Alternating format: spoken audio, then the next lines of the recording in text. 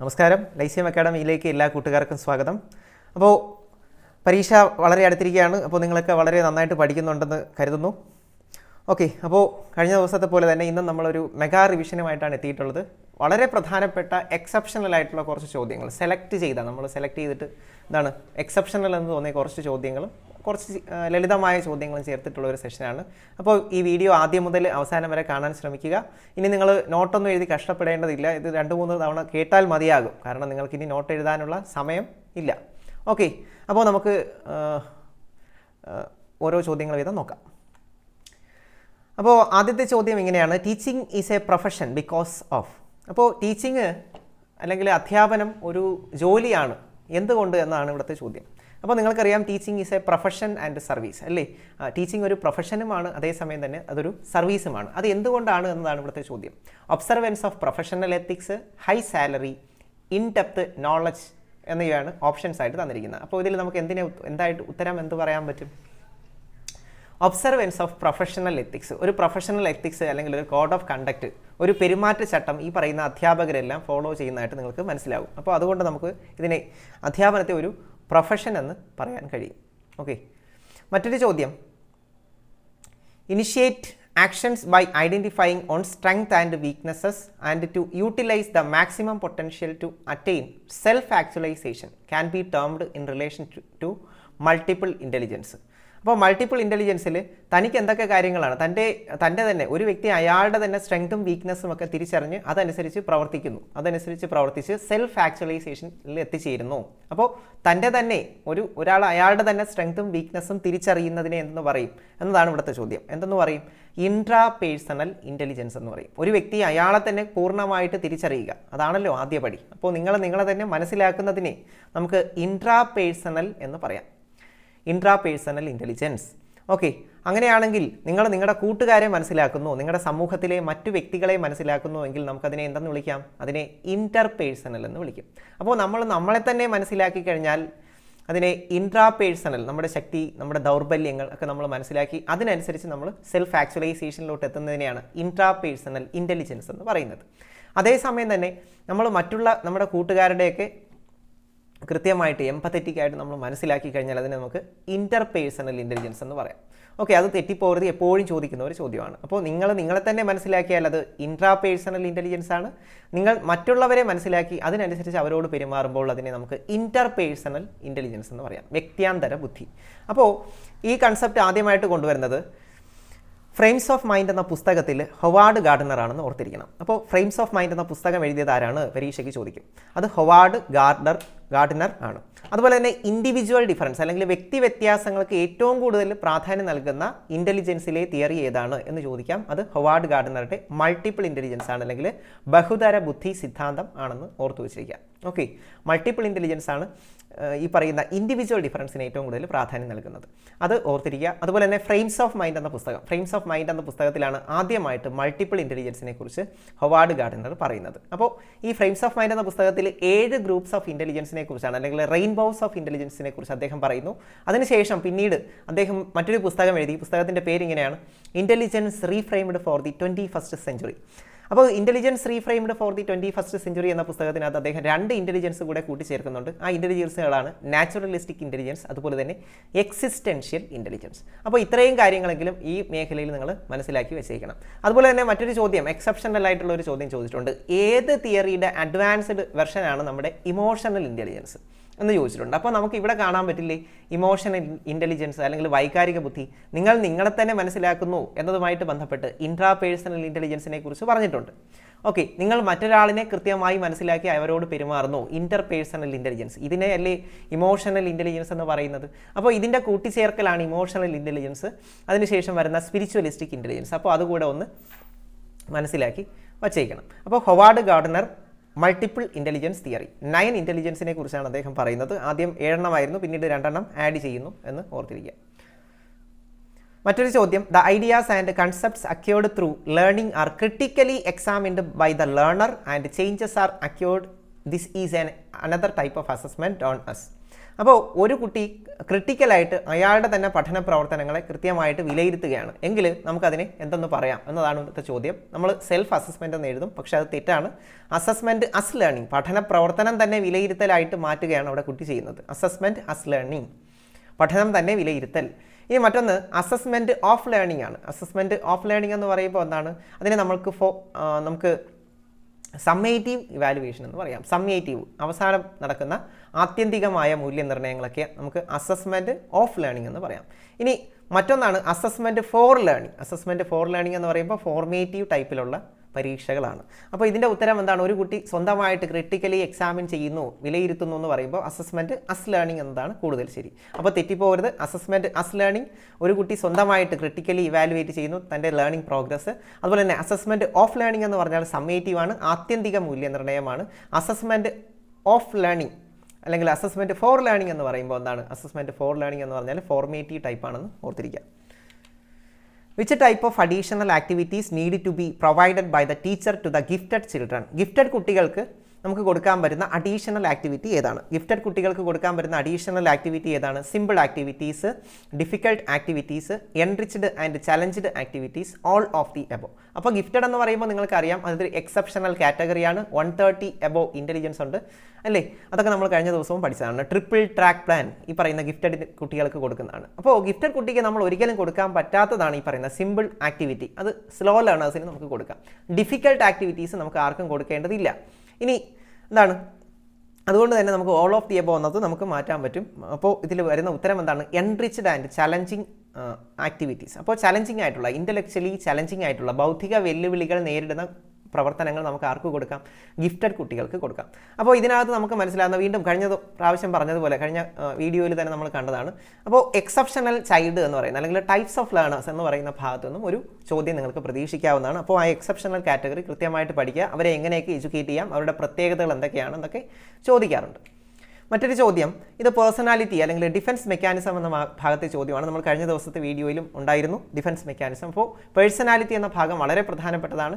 അപ്പോൾ പേഴ്സണാലിറ്റിയിലെ ചോദ്യം ഇങ്ങനെയാണ്: Jyothish was unable to answer most of the questions in the maths examination. He was of the opinion that the questions most of them were out of the syllabus, which defense mechanism is used by Jyotish here.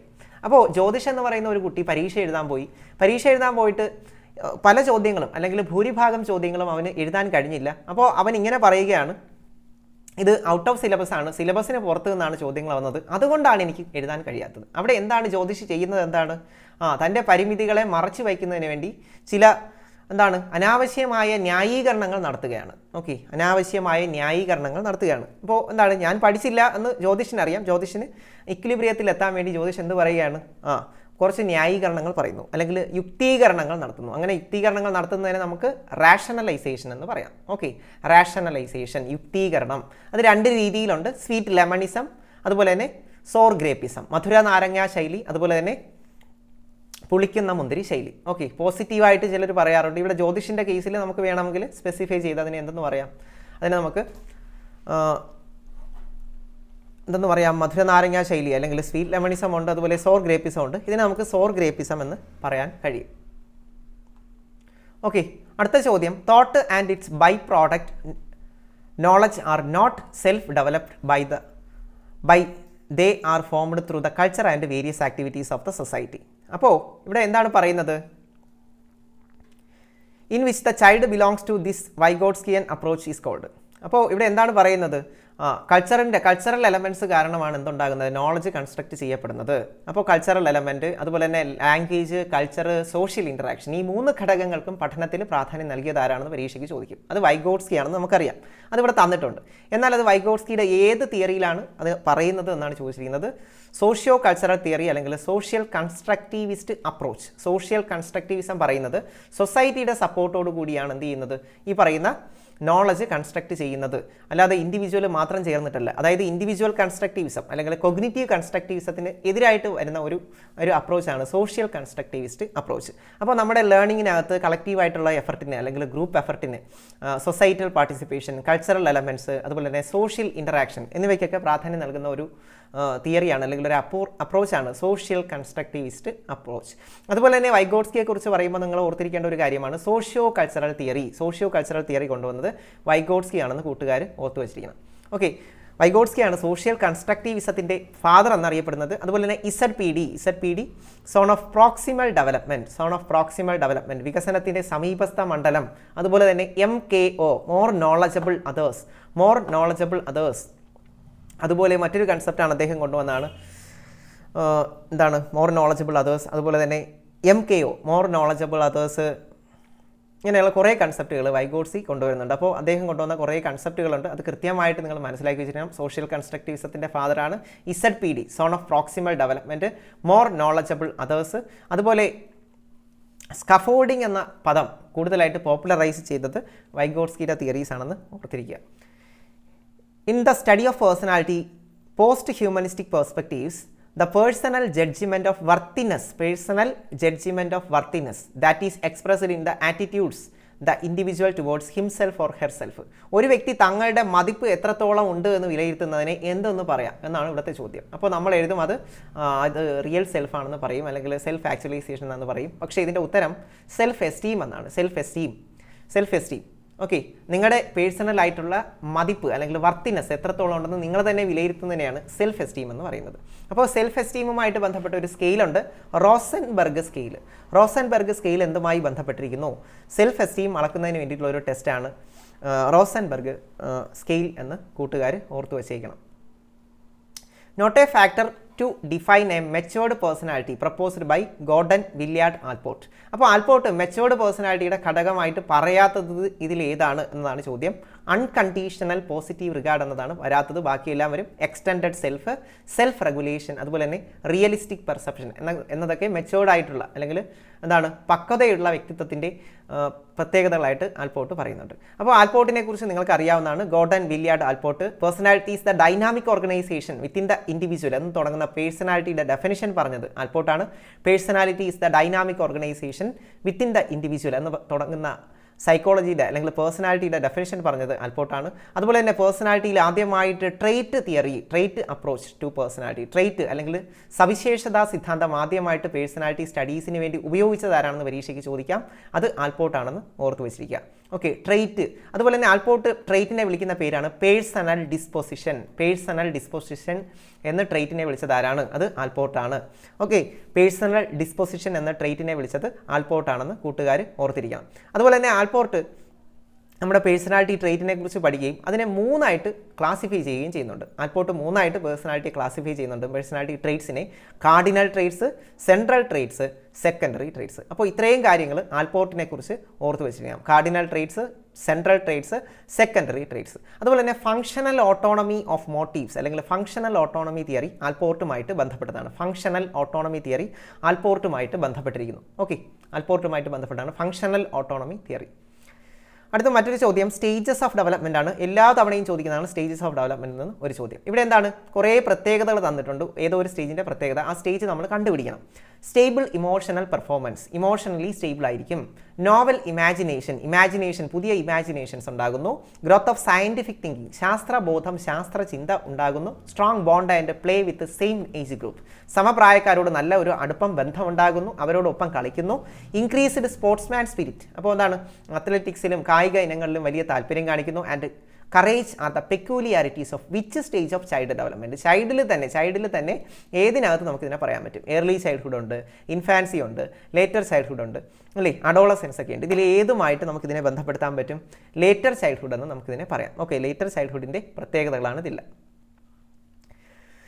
In psychosocial learning theory, Erik Erikson, the name for the developmental stage of 6 to 12 years age is called. അപ്പോൾ നമ്മൾ കഴിഞ്ഞ വീഡിയോയിലും കണ്ടതാണ്. അപ്പോൾ Erik എറിക്സൻ്റെ psycho social development theory. അപ്പോൾ 8 stages ആണ് അതിനകത്തുള്ളത്. അപ്പോൾ ഓട്ടോണമി അല്ലെങ്കിൽ ട്രസ്റ്റ് വേഴ്സസ് മിസ്ട്രസ്റ്റ് മുതൽ തുടങ്ങി എന്താണ് ഈഗോ ഇൻറ്റഗ്രിറ്റി വേഴ്സസ് ഡെസ്പെയർ എന്ന് വരുന്ന 8ാമത്തെ ഘട്ടം വരെയുള്ള എല്ലാ ഘട്ടങ്ങളും അതിൻ്റെ പ്രായവും നിങ്ങൾ കൃത്യമായിട്ട് പഠിച്ചിരിക്കണം. അതിനകത്തുള്ള ഐഡൻറ്റിറ്റി ക്രൈസിസ് എന്താണ് അല്ലെങ്കിൽ ക്രൈസിസ് സിറ്റുവേഷൻ ഏതാണെന്ന് ചോദിക്കാറുണ്ട്. അപ്പോൾ ഇവിടെ ചോദിച്ചിരിക്കുന്നത് 6 മുതൽ 12 വയസ്സ് വരെയുള്ള കുട്ടികൾ ഏത് സ്റ്റേജിനകത്ത് വരും, അല്ലെങ്കിൽ അവർ അനുഭവിക്കുന്ന ക്രൈസിസ് എന്താണ്? ഇൻഡസ്ട്രി വേഴ്സസ് ഇൻഫീരിയോറിറ്റി എന്നതാണ് ഇതിൻ്റെ ഉത്തരം. Okay, industry versus inferiority. Hearing impaired students use which language four communication. അപ്പോൾ കേൾവി പരിമിതിയുള്ള കുട്ടികൾ ഏത് ഭാഷാ രീതിയാണ് ഉപയോഗിക്കാറുള്ളത്? ഓക്കെ, ഏത് കമ്മ്യൂണിക്കേഷൻ സിസ്റ്റം അല്ലെങ്കിൽ ഏത് ആശയവിനിമയ രീതിയാണ് ഉപയോഗിക്കുന്നത്? Machine language, sign language, braille script, all the above. ഇതിൽ ഏതാണ് ഉപയോഗിക്കുന്നത്? നമുക്കിത് തെറ്റിപ്പോകാൻ സാധ്യതയുണ്ട്. സൈൻ ലാംഗ്വേജ് ആണ്. കേൾക്കാൻ പറ്റാത്തവർ ആംഗ്യങ്ങൾ ഉപയോഗിച്ചുകൊണ്ട് എന്ത് ചെയ്യും?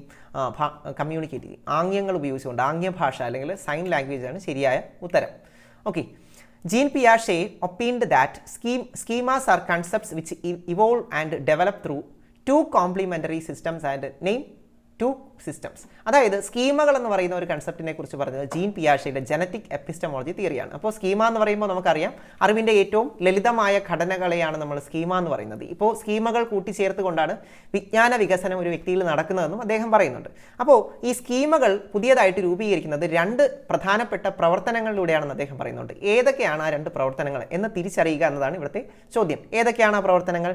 അസിമിലേഷനും അക്കോമഡേഷനുമാണ്. ഓക്കെ, അസിമിലേഷനും അക്കോമഡേഷനുമാണ് ആ പ്രധാനപ്പെട്ട പ്രവർത്തനങ്ങൾ. അപ്പോൾ അസിമിലേഷൻ, അക്കോമഡേഷൻ എന്നീ രണ്ട് പ്രോസസ്സുകളിലൂടെയാണ് സ്കീമ മോഡിഫിക്കേഷൻ അല്ലെങ്കിൽ സ്കീമകൾ ആഡ് ചെയ്യുന്നത് അല്ലെങ്കിൽ സ്കീമകൾ രൂപീകരിക്കുന്നത് അല്ലെങ്കിൽ വിജ്ഞാന ശകലങ്ങൾ അല്ലെങ്കിൽ വിജ്ഞാന വികസനം, കൊഗ്നിറ്റീവ് ഡെവലപ്മെൻറ്റ്, കൊഗ്നിറ്റീവ് ഗ്രോത്ത് ഒരു വ്യക്തിയിൽ നടക്കുന്നത് എന്ന് ഓർത്തു വെച്ചിരിക്കണം. അപ്പോൾ schema, assimilation, accommodation, equilibration, disequilibrium എന്നിങ്ങനെയുള്ള പദങ്ങളെല്ലാം ഈ പറയുന്ന പിയാഷെയുമായിട്ട് ബന്ധപ്പെട്ടതാണെന്ന് ഓർത്തിരിക്കണം. Schema, assimilation, accommodation, disequilibrium, equilibration എന്നൊക്കെ പറയുന്ന പദങ്ങൾ നമ്മുടെ ജീൻ പിയാഷെയുമായിട്ട് ബന്ധപ്പെട്ടതാണെന്ന് ഓർത്തിരിക്കുക.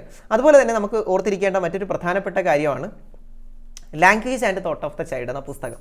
അത് എഴുതിയത് ജീൻ പിയാഷെയാണെന്ന് ഓർത്തിരിക്കുക. Language and thought of the child എന്ന പുസ്തകം എഴുതിയത് ജീൻ പിയാഷെയാണ്. ജനറ്റിക് എപ്പിസ്റ്റമോളജിയുടെ പിതാവാണ്. അതുപോലെ തന്നെ കൊഗ്നിറ്റീവ് കൺസ്ട്രക്റ്റിവിസത്തിൻ്റെ പിതാവാണെന്ന് നമുക്ക് അദ്ദേഹത്തെ പറയാം. Stage theory of cognitive development, ഘട്ട സിദ്ധാന്തം, സീക്വൻഷ്യലായിട്ട് വളരെ കൃത്യമായിട്ട് ആക്യുറേറ്റ് ആയിട്ട് ഏജ് വൈസിൽ എന്ത് ചെയ്യുന്നുണ്ട്? കൊഗ്നിറ്റീവ് ഡെവലപ്മെൻറ്റിനെ ക്ലാസിഫൈ ചെയ്തത് ആരാണെന്ന് പരീക്ഷയ്ക്ക് ചോദിക്കാറുണ്ട്. അത് നമ്മുടെ പിയാഷെയാണെന്ന് ഓർത്തിരിക്കണം. അതുപോലെ തന്നെ പിയാഷെയുടെ ഓരോ ഘട്ടത്തിലുമുള്ള പ്രത്യേകതകൾ പരീക്ഷയ്ക്ക് ചോദിക്കാറുണ്ട്. അതുപോലെ തന്നെ നമുക്കറിയാം പിയാഷെ പറയുന്നത് 3 രീതിയിലാണ് പഠനം നടക്കുന്നത്. ഒന്ന് അഡാപ്റ്റേഷൻ പ്രോസസ്സിലൂടെയാണ്, അല്ലെങ്കിൽ അസിമിലേഷനും അക്കോമഡേഷനും കൂടെ ചേർത്തിട്ടാണ് അദ്ദേഹം അഡാപ്റ്റേഷൻ എന്ന വാക്ക് ഉപയോഗിക്കുന്നത്. അപ്പോൾ അഡാപ്റ്റേഷനിലൂടെ ഒന്നുകിൽ പഠനം നടക്കാം, അല്ലെങ്കിൽ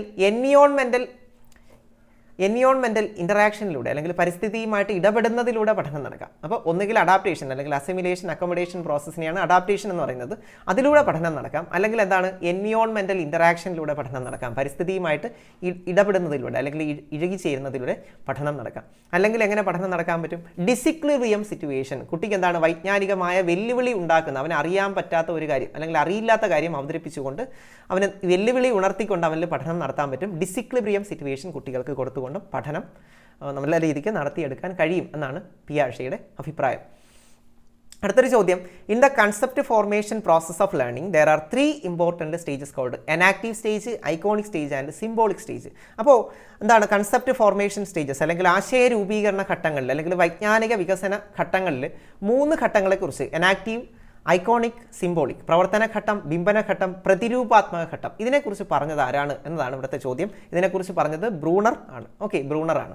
അപ്പോൾ നിങ്ങൾക്ക് അറിയാവുന്നതാണ് ബ്രൂണർ ഏറ്റവും കൂടുതൽ കോൺട്രിബ്യൂഷൻ തന്ന ഒരു സൈക്കോളജിസ്റ്റാണ്. അദ്ദേഹത്തെ നിങ്ങൾക്കറിയാം. സ്പൈറൽ കരിക്കുലം, സർപ്പിള പാഠ്യപദ്ധതി ബ്രൂണറുമായിട്ട് ബന്ധപ്പെട്ടതാണ്. ലേണിംഗ് ടു ലേൺ എന്ന് പറഞ്ഞത്, കുട്ടികളെ പഠിപ്പിക്കണം എന്ന് പറഞ്ഞത് ബ്രൂണറാണെന്ന് നിങ്ങൾക്കറിയാവുന്നതാണ്. ഓക്കെ, അതുപോലെ തന്നെ anything can be taught at any stage of development, എന്ത് കാര്യങ്ങൾ നിങ്ങൾക്ക് ഏത് ഘട്ടത്തിലും കുട്ടികൾക്ക് പറഞ്ഞു കൊടുക്കാൻ കഴിയും എന്ന് പറഞ്ഞത് ബ്രൂണറാണ്. അപ്പോൾ അങ്ങനെയുള്ള കാര്യങ്ങളൊക്കെ ഓർത്തിരിക്കണം. അതുപോലെ തന്നെ കണ്ടെത്തൽ പഠനം, ഡിസ്കവറി ലേണിംഗ് ബ്രൂണറുമായിട്ട് ബന്ധപ്പെട്ടതാണ്. അപ്പോൾ ബ്രൂണറിൻ്റെ സിദ്ധാന്തമാണ് ഇതെന്ന് ഓർത്തിരിക്കുക. അപ്പോൾ ഈ സിദ്ധാന്തത്തിൽ ഈ 3 സ്റ്റേജുമായിട്ട് ബന്ധപ്പെട്ട് എന്തൊക്കെയാണ് നടക്കുന്നത് എന്ന് കൂടി നമ്മളൊന്ന് സിമ്പിളായിട്ട് മനസ്സിലാക്കി വെക്കണം. പ്രവർത്തന ഘട്ടം അല്ലെങ്കിൽ എനാക്റ്റീവ് സ്റ്റേജിൽ കുട്ടി ആക്ടിവിറ്റിയിലൂടെ അല്ലെങ്കിൽ സെൻസറി എക്സ്പീരിയൻസിലൂടെയാണ് എന്ത് ചെയ്യുന്നത്? വിജ്ഞാനം നേടിയെടുക്കുന്നത്. അപ്പോൾ എനാക്റ്റീവ് സ്റ്റേജിൽ ആക്ടിവിറ്റിയിലൂടെയാണ് അല്ലെങ്കിൽ സെൻസറി എക്സ്പീരിയൻസസിലൂടെയാണ് ലേണിംഗ് നടക്കുന്നത്. ഓക്കെ, അത് ഓർത്ത് വെച്ചിരിക്കുക. ഇനി ഐക്കോണിക് സ്റ്റേജിലാണെങ്കിലോ, ഐക്കോണിക് എന്ന് പറയുമ്പോൾ ചിത്രങ്ങളിലൂടെയും ഗ്രാഫിലൂടെയുമാണ് കുട്ടി പഠിക്കുന്നത്. ഐക്കോണിക് സ്റ്റേജിൽ ചിത്രങ്ങളിലൂടെയും ഗ്രാഫിലൂടെയും കുട്ടി പഠിക്കുന്നു. ഇനി അടുത്ത് സിംബോളിക് സ്റ്റേജിലാണെങ്കിൽ ലാംഗ്വേജ് ബേസ്ഡ് ആയിട്ട് അല്ലെങ്കിൽ മാത്തമാറ്റിക്കൽ സിമ്പിൾസ് ഒക്കെ ഉപയോഗിച്ചിട്ട് സിംബോളിക് ആയിട്ട് കുട്ടി പഠിക്കുന്നു. അപ്പോൾ എനാക്റ്റീവ് സ്റ്റേജിൽ ആക്ടിവിറ്റി ഉപയോഗിച്ച് പഠിക്കുന്നു, ഐക്കോണിക് സ്റ്റേജിൽ ഐക്കൺസ് അല്ലെങ്കിൽ നമ്മുടെ എന്താണ് ചിത്രങ്ങൾ ഗ്രാഫുകളൊക്കെ ഉപയോഗിച്ച് പഠിക്കുന്നു. സിംബോളിക് സ്റ്റേജിലാണെങ്കിൽ കുട്ടി പഠിക്കുന്നത് സിമ്പിൾസ് ഉപയോഗിച്ചുകൊണ്ടാണെന്ന് കൂട്ടുകാർ ഓർത്തിരിക്കുക. അതുപോലെ തന്നെ ഇതിനകത്ത് നമുക്ക് മനസ്സിലാക്കേണ്ട മറ്റൊരു കാര്യം, എനാക്റ്റീവ് സ്റ്റേജ് സെൻസറി മോട്ടോർ സ്റ്റേജിന് ഈക്വൽ ആണ്. നമ്മുടെ പിയാഷെയുടെ സെൻസറി മോട്ടോർ സ്റ്റേജിന് സിമിലർ ആയിട്ടുള്ള ഒരു സ്റ്റേജാണ് എനാക്റ്റീവ് സ്റ്റേജ്. അതുപോലെ തന്നെ ഐക്കോണിക് സ്റ്റേജ് പ്രീ ഓപ്പറേഷണൽ സ്റ്റേജുമായിട്ട് സിമിലർ ആണെന്ന് കൂടി ഓർത്തിരിക്കുക. അതുപോലെ തന്നെ ബ്രൂണറിനെ കുറിച്ച് പറയുമ്പോൾ ബ്രൂണർ 2 പുസ്തകങ്ങളാണ് പ്രധാനമായിട്ടും എഴുതിയിട്ടുള്ളത്, പരീക്ഷയ്ക്ക് ചോദിക്കാൻ സാധ്യതയുണ്ട്. The culture of education and process of education. Okay, അതുകൂടെ ഇവിടെ ഓർത്തിരിക്കുക. Culture of education, process of education. The mental age of Femina is greater than her chronological age. Then which of the following is true? അപ്പോൾ ഇവിടെ ചോദിച്ചിരിക്കുന്ന ഒരു ചോദ്യം കുറച്ച് concept ആവശ്യമുള്ള ഒരു ചോദ്യമാണ്. ഇവിടെ എന്താണ് പറഞ്ഞിരിക്കുന്നത്? മെൻ്റൽ ഏജ്, ഫെമിന എന്ന് പറയുന്ന കുട്ടിയുടെ മെൻ്റൽ ഏജ് കൂടുതലാണ് ക്രൊണോളജിക്കൽ ഏജിനേക്കാളും. അവരുടെ ശാരീരിക വയസ്സിനേക്കാളും അല്ലെങ്കിൽ വയസ്സിനേക്കാൾ കൂടുതലാണ് മെൻ്റൽ ഏജ്, മാനസിക വയസ്സ്. അങ്ങനെ വന്നു കഴിഞ്ഞാൽ എന്ത് സംഭവിക്കും? അങ്ങനെ വന്നു കഴിഞ്ഞാൽ ഉറപ്പായിട്ടും അയാളുടെ IQ എന്ന് പറയുന്നത് എത്രയായിരിക്കും? IQ എന്ന് പറയുന്നത് 100ന് മുകളിലായിരിക്കും. ഓക്കെ, മാനസിക വയസ്സ് ശാരീരിക വയസ്സിനേക്കാൾ കൂടി നിന്ന് കഴിഞ്ഞാൽ ഉറപ്പായിട്ടും IQ എന്തായിരിക്കും? IQ 100ന് മുകളിലായിരിക്കും. അത് ഓർത്തു വെച്ചിരിക്കുക.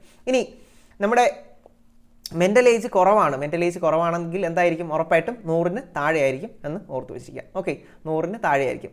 മെൻ്റൽ ഏജ് കുറവാണെങ്കിൽ 100ന് താഴെയായിരിക്കും. മെൻ്റൽ ഏജ് നമ്മുടെ ക്രൊണോളജിക്കൽ ഏജിനേക്കാൾ കൂടുതലാണെങ്കിൽ ഉറപ്പായിട്ടും IQ 100നേക്കാൾ മുകളിലായിരിക്കും. അത് ഓർത്തു വെച്ചിരിക്കുക. ഓക്കെ, ഇനി മെൻ്റൽ ഏജും ക്രൊണോളജിക്കൽ ഏജും തുല്യമാണെന്നിരിക്കട്ടെ. നിങ്ങളുടെ വയസ്സ് 10 നിങ്ങളുടെ മെൻ്റൽ ഏജും 10 ഉറപ്പായിട്ടും അത് എത്രയാണെങ്കിലും X or Y നിങ്ങളുടെ വയസ്സും അതുപോലെ തന്നെ നിങ്ങളുടെ മാനസിക വയസ്സും തുല്യമാണെങ്കിൽ നിങ്ങളുടെ IQ ഉറപ്പായിട്ടും 100 എന്ന് ആയിരിക്കും കിട്ടുന്നത്. അപ്പോൾ IQ എന്ന കൺസെപ്റ്റ് കൊണ്ടുവന്നത് ആരാണ്? നമ്മൾ കഴിഞ്ഞ ദിവസവും പഠിച്ചതാണ്. ആരാണ് കൊണ്ടുവന്നത്? വില്യം സ്റ്റേൺ ആണ് IQ എന്ന കൺസെപ്റ്റ് അല്ലെങ്കിൽ ഇൻ്റലിജൻറ്റ് കോഷ്യൻ്റ് എന്ന കൺസെപ്റ്റ് ഇൻട്രൊഡ്യൂസ് ചെയ്തത്. അപ്പോൾ IQ എത്രയായിരിക്കും? IQ 100നേക്കാളും മുകളിലായിരിക്കും എന്ന് നമ്മൾ മനസ്സിലാക്കി. അതുപോലെ തന്നെ IQ എങ്ങനെ കണ്ടുപിടിക്കാൻ പറ്റും? IQ is equal to MA/CA × 100. MA/CA × 100 എന്നതാണ് IQവിൻ്റെ ഒരു formula. Okay, which of the following is A correct statement regarding maturation and learning? ഇത് നമുക്ക് തെറ്റിപ്പോകാൻ സാധ്യതയുള്ള ഒരു ചോദ്യമാണ്. അപ്പോൾ പഠനം എന്ന് പറയുന്ന കാര്യം നമുക്ക് പഠിക്കാനുണ്ട്, അല്ലെങ്കിൽ ലേണിംഗ് തിയറീസ്, ലേണിംഗ് എന്ന് പറയുന്നത് ടൈപ്സ് ഓഫ് ലേണിംഗ്, അതൊക്കെ പഠിക്കാനുണ്ട്. അപ്പോൾ ആ ഭാഗത്ത് നിന്ന് 1-2 ചോദ്യങ്ങൾ ചോദിക്കാറുണ്ട്. അപ്പോൾ ഇവിടെ ചോദിച്ചിരുന്നത് മെച്ചുറേഷൻ അല്ലെങ്കിൽ പരിപക്വനവും പഠനവും തമ്മിലുള്ള ബന്ധം എന്താണ്? അല്ലെങ്കിൽ മെച്ചുറേഷനും ലേണിംഗും തമ്മിലുള്ള ബന്ധം എന്താണ്? Learning is a precondition four maturation. അപ്പോൾ നിങ്ങൾക്ക് മെച്ചുറേഷൻ ഉണ്ടാകണമെങ്കിൽ നിങ്ങൾക്ക് എന്ത് വേണം? ലേണിംഗ് വേണമെന്ന് പറയുന്നുണ്ട്. അത് ശരിയാണോ? അടുത്തത്, maturation is a precondition for learning. Maturation ഉണ്ടെങ്കിൽ മാത്രമേ നിങ്ങൾക്ക് പഠിക്കാൻ കഴിയുകയുള്ളൂ എന്നതാണ് അടുത്ത statement. Learning and maturation and contradictory. ലേണിംഗും മെച്ചുറേഷനും രണ്ടും ഓപ്പോസിറ്റ് ആയിട്ടുള്ളതാണെന്ന് പറയുന്നുണ്ട്. Maturation is a learned behaviour. Maturation learned behaviour ആണെന്ന് പറയുന്നുണ്ട്. അപ്പോൾ ഇതിൽ ഏറ്റവും ശരിയായ ഉത്തരം എന്താണ്? Maturation is a precondition for learning. അപ്പോൾ എന്താണ്? നിങ്ങൾക്ക് പഠനം നടക്കണമെങ്കിൽ പരിപക്വനം ആവശ്യമാണ്. പഠനത്തിൻ്റെ മുന്നോടിയാണ് പരിപക്വനം. Maturation is a precondition for learning. Maturation ഉണ്ടെങ്കിൽ മാത്രമേ എന്ത് ചെയ്യാൻ പറ്റൂ? പഠിക്കാൻ കഴിയുകയുള്ളൂ. മെച്ചുറേഷൻ ഉണ്ടെങ്കിൽ മാത്രമേ പഠിക്കാൻ കഴിയുകയുള്ളൂ എന്ന് ഓർത്തു വെച്ചിരിക്കുക. Assistive technology. അപ്പോൾ അസിസ്റ്റീവ് ടെക്നോളജി എന്ന് പറയുമ്പോൾ തന്നെ നമുക്കറിയാം ഇമ്പയർമെൻറ്റ് അല്ലെങ്കിൽ പലതരത്തിലുള്ള വൈകല്യങ്ങൾ അനുഭവിക്കുന്ന കുട്ടികളെ അസിസ്റ്റ് ചെയ്യുന്നതിന് വേണ്ടിയിട്ടുള്ള ടെക്നോളജിയാണ് അസിസ്റ്റീവ് ടെക്നോളജി. അപ്പോൾ ഇത് പല പരീക്ഷകൾക്കും ആവർത്തിച്ച് ചോദിക്കുന്നതാണ്. Assistive technology can best be used in the teaching learning process of. ആരെ പഠിപ്പിക്കുമ്പോഴാണ് നമുക്ക് ഈ പറയുന്ന അസിസ്റ്റീവ് ടെക്നോളജി ഉപയോഗിക്കാൻ പറ്റുന്നത്? Learning disabled, visually impaired, hearing impaired, all the above. അപ്പോൾ ആരൊക്കെ വേണ്ടി നമുക്ക് ഉപയോഗിക്കാം? ഇമ്പയർമെൻ്റ് ഉള്ള എല്ലാ കുട്ടികൾക്കും നമുക്കിത് കൊടുക്കാൻ പറ്റില്ലേ? അപ്പോൾ ഉത്തരം എന്തായിരിക്കും? All the above. Learning disability ഉള്ളവർക്കും വിഷ്വലി ഇമ്പയർമെൻ്റ് ഉള്ളവർക്കും ഹിയറിംഗ് ഇമ്പയർമെൻ്റ് ഉള്ളവർക്കും ഒക്കെ നമുക്കിത് കൊടുക്കാൻ പറ്റും. ഓക്കെ, അതുപോലെ തന്നെ പരീക്ഷയ്ക്ക് ചോദിച്ചാണ് പ്ലസ് കരിക്കുലം ആർക്ക് കൊടുക്കാൻ പറ്റും? വിഷ്വലി ഇമ്പയർഡ് ആയിട്ടുള്ളവർക്ക് അല്ലെങ്കിൽ വിഷ്വലി പ്രശ്നങ്ങളുള്ള കാഴ്ച വൈകല്യമുള്ളവർക്കൊക്കെ നമുക്ക് പ്ലസ് കരിക്കുലം കൊടുക്കാൻ കഴിയും. ഓക്കെ, അതുകൂടി ഓർത്ത് വെച്ചിരിക്കുക.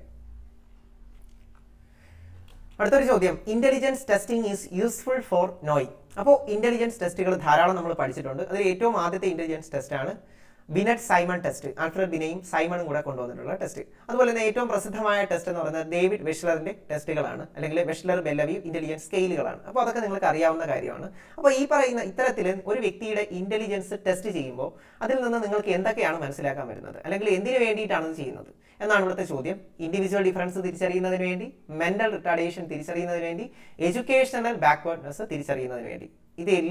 ഇതിൽ ഏതാണ് ശരിയായ ഉത്തരം? ഇതെല്ലാം നമുക്ക് മനസ്സിലാക്കാൻ കഴിയും അല്ലേ. വ്യക്തി വ്യത്യാസങ്ങൾ മനസ്സിലാക്കാം. ഒരു വ്യക്തിയുടെ ഐക്യു വെച്ചിട്ട് വ്യക്തി വ്യത്യാസം മനസ്സിലാക്കാൻ പറ്റും. മെന്റൽ റിട്ടാർഡേഷൻ ഉണ്ടോ എന്ന് മനസ്സിലാക്കാൻ പറ്റും. മെന്റലി റിട്ടാർഡഡ് ആണെങ്കിൽ അയാളുടെ ഐക്യു 70 താഴെ ആയിരിക്കും. ഓക്കെ, 70 താഴെ ഉള്ളവരെയാണ് ഫീബിൾ മൈൻഡഡ് അല്ലെങ്കിൽ നമുക്ക് മെന്റലി റിട്ടാർഡ് എന്ന് പറയാൻ പറ്റുന്നത്. ഇനി എഡ്യൂക്കേഷണൽ ബാക്ക്വേർഡ്നെസ് എന്താണ്? എഡ്യൂക്കേഷണലി ബാക്ക്വേർഡ് ആണോ അല്ലെങ്കിൽ സ്ലോ ലേണർ ആണോ എന്ന് നമുക്ക് ഇതിലൂടെ മനസ്സിലാക്കാൻ കഴിയും. Which of the following is not a characteristics of learning disabled children? അപ്പോൾ ഇത് വളരെ പേര് തെറ്റിക്കുന്ന ഒരു ചോദ്യമാണ്, ലേണിംഗ് ഡിസബിലിറ്റി എന്ന് പറയുന്ന ഭാഗത്തുള്ള ഒരു ചോദ്യം. അപ്പോൾ നമ്മൾ കഴിഞ്ഞ ദിവസം പറഞ്ഞതാണ് 2 കാരണങ്ങൾ കൂടാതെ നിങ്ങൾക്ക് എഴുത്തിലും വായനയിലും ഒക്കെ ഉണ്ടാകുന്ന പ്രശ്നങ്ങളെയാണ് ലേണിംഗ് ഡിസബിലിറ്റി എന്ന് പറയുന്നത്. ഏതൊക്കെയാണ് 2 കാര്യങ്ങൾ? ഒന്ന് എന്താണ്? നിങ്ങളുടെ ഇന്റലക്ച്വൽ റിട്ടാർഡേഷൻ അല്ലെങ്കിൽ മെന്റൽ റിട്ടാർഡേഷൻ. ഇന്റലക്ച്വലി നിങ്ങൾക്ക് എന്തെങ്കിലും പ്രശ്നമുണ്ടോ, ബുദ്ധിമാന്ദ്യമോ അതുപോലെ തന്നെ ശാരീരിക വൈകല്യമോ കൂടാതെ നിങ്ങൾക്ക് എഴുത്തിലോ വായനയിലോ അല്ലെങ്കിൽ ലാംഗ്വേജ് കോംപ്രിഹെൻഷനിലോ മാത്തമാറ്റിക്സ് അരിത്തമാറ്റിക്സ് അതിനകത്തൊക്കെ പ്രശ്നം ഉണ്ടാകുന്നെങ്കിൽ നമുക്കതിനെ എന്തെന്ന് പറയാം? ലേണിംഗ് ഡിസബിലിറ്റി എന്ന് പറയാം. അപ്പോൾ ലേണിംഗ് ഡിസബിലിറ്റി ഉള്ളവർക്ക് ഇന്റലിജൻസ് കുറവായിരിക്കില്ല. ഓക്കെ, ആവറേജ് ഇന്റലിജൻസ് എങ്കിലും അവർക്ക് ഉണ്ടായിരിക്കും. ഓക്കെ, അത് ഓർത്ത് വെച്ചിരിക്കുക. അപ്പോൾ അവരുടെ മറ്റുള്ള പ്രത്യേകത എന്താണ്? ഡിസോർഡർ ഓഫ് അറ്റൻഷൻ, അറ്റൻഷനിൽ പ്രശ്നം ഉണ്ടായിരിക്കും. Difficulties in reading and writing, റീഡിംഗിൽ പ്രശ്നം ഉണ്ടെങ്കിൽ ഡിസ്ഗ്രാഫിയ എന്ന് പറയും. റീഡിംഗിലാണെങ്കിൽ ഡിസ്ലെക്സിയ, റൈറ്റിംഗിലാണെങ്കിൽ നമ്മൾ അതിനെ ഡിസ്ഗ്രാഫിയ എന്ന് പറയും. അതുപോലെ തന്നെ disorder of attention, attention deficit hyper activity disorder, അതൊരു ജനറൽ ഡിസബിലിറ്റിയാണ്. ഓക്കെ, ഇനി difficulties in solving mathematical problem, അത് നിങ്ങൾക്ക് അറിയാവുന്നതാണ്, ഡിസ്കാൽക്കുലിയ. അപ്പോൾ അങ്ങനെയൊക്കെ ഉള്ള പ്രത്യേകതകൾ അവരിൽ ഉണ്ടായിരിക്കും. പക്ഷേ അവർക്ക് ഇന്റലിജൻസ് കുറവാണെന്ന് നമുക്ക് പറയാൻ കഴിയില്ല. ഇന്റലിജൻസ് കുറവാണെങ്കിൽ നമ്മൾ അവരെ മെന്റലി റിട്ടാർഡഡ് എന്നാണ് വിളിക്കുന്നത്, ലേണിംഗ് ഡിസേബിൾഡ് എന്ന് വിളിക്കില്ല. Okay, according to gestalt psychologist, behaviour cannot be quantified because ബിഹേവിയറിനെ പൂർണ്ണമായിട്ടും പഠിക്കാൻ കഴിയില്ല. കാരണം എന്തുകൊണ്ടാണ്? Behaviour is governed by the configuration produced in the mind. അപ്പോൾ കോൺഫിഗറേഷൻ, അതായത് സമഗ്ര രൂപത്തിൽ മാത്രമേ എല്ലാത്തിനെയും മനസ്സിലാക്കാൻ കഴിയുകയുള്ളൂ. നമ്മൾ കഴിഞ്ഞ ദിവസം പഠിച്ചാണ് ജസ്റ്റാൾട്ടിസം. ജസ്റ്റാൾട്ട് ഒരു ജർമ്മൻ വാക്കാണ്. ആ വാക്കിന്റെ അർത്ഥം തന്നെ കോൺഫിഗറേഷൻ അല്ലെങ്കിൽ ഓർഗനൈസ്ഡ് ഹോൾ, സമഗ്ര രൂപം എന്നാണ്. ഓക്കെ, അപ്പോൾ അത് വെച്ച് ഇത് കിട്ടും. അപ്പോൾ ജസ്റ്റാൾട്ടിസത്തിലെ പ്രധാനപ്പെട്ട തിങ്കേഴ്സിനെയും അവരുടെ കോൺട്രിബ്യൂഷൻസിനെയും നിങ്ങളൊന്ന് ഓർത്ത് വെച്ചിരിക്കണം. അതിൽ തന്നെ ഏറ്റവും പ്രധാനപ്പെട്ട കോൺട്രിബ്യൂഷനാണ് ഇൻസൈറ്റ് ലേണിംഗ്, കോഹ്ലറിൻ്റെ ഇൻസൈറ്റ് ലേണിംഗ്, സുൽത്താനിൽ കോഹ്ലർ നടത്തിയ പരീക്ഷണങ്ങൾ, അതുപോലെ തന്നെ ഫൈവ് ഫിനോമിനൻ മാക്സ് വെർത്തീമർ, അതുപോലെ തന്നെ ജസ്റ്റാൾട്ട് പ്രിൻസിപ്പിൾസ് അല്ലെങ്കിൽ പെർസെപ്ഷൻ പ്രിൻസിപ്പിൾ മാക്സ് വെർത്തീമർ കൊണ്ടുവന്നത്. മറ്റൊരു ചോദ്യം സ്റ്റേൺബർഗിൻ്റെ ട്രയാർക്കിക് തിയറിയിൽ നിന്നാണ്. അപ്പോൾ ഇൻ്റലിജൻസിലെ തിയറീസ് അത് കൊണ്ടുവന്നതാരാണ്, അതിൻ്റെ ഘടകങ്ങൾ ഏതൊക്കെയാണെന്ന് സിമ്പിളായിട്ട് നമ്മൾ മനസ്സിലാക്കി വെച്ചേക്കണം. അപ്പോൾ Sternberg triarchic theory of intelligence include creative intelligence, practical intelligence and dash. അപ്പോൾ ട്രയാർക്കിക് എന്ന് പറയുമ്പോൾ നമുക്കറിയാം 3 ഘടകങ്ങളുണ്ട്. അതിൽ 2 തന്നിട്ടുണ്ട്, ക്രിയേറ്റീവ് ഇൻ്റലിജൻസും പ്രാക്ടിക്കൽ ഇൻ്റലിജൻസും. അടുത്തത് ഏതാണ് എന്നതാണ് ചോദ്യം. അടുത്തത് ഏതാണ്? അനലിറ്റിക്കൽ ഇൻ്റലിജൻസ് ആണ്. Okay, analytical intelligence. അപ്പോൾ creative intelligence, practical intelligence and analytical intelligence.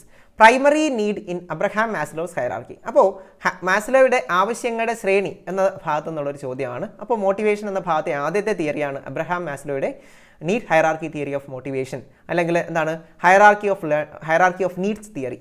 Okay, അതിനകത്ത് ബേസിക്കിൽ നിന്നും ഹയർ ആയിട്ടുള്ള ആവശ്യങ്ങളുടെ രീതിയിലാണ് ആവശ്യങ്ങൾ എങ്ങനെ എന്ത് ചെയ്യുന്നത്, വർഗീകരിക്കുന്നത്, ടാക്സോണമിക്കലി ഹയറാർക്കിക്കലി അറേഞ്ച് ചെയ്യുന്നത്. അപ്പോൾ ഇദ്ദേഹത്തിൻ്റെ നമ്മുടെ ഹയറാർക്കിയിൽ ഏറ്റവും പ്രൈമറി ആയിട്ടുള്ളത് ഈ തന്നിരിക്കുന്നതിൽ ഏതാണെന്നാണ് നോക്കേണ്ടത്. ഓക്കെ, തന്നിരിക്കുന്നതിൽ ഏറ്റവും ബേസിക് ആയിട്ടുള്ളത് സേഫ്റ്റി ആൻഡ് സെക്യൂരിറ്റി നീഡ്സ് ആണ്. Safety and security need. അങ്ങനെയാണെങ്കിൽ ഏറ്റവും ഉയരത്തിലുള്ളത് ഏതാണ്?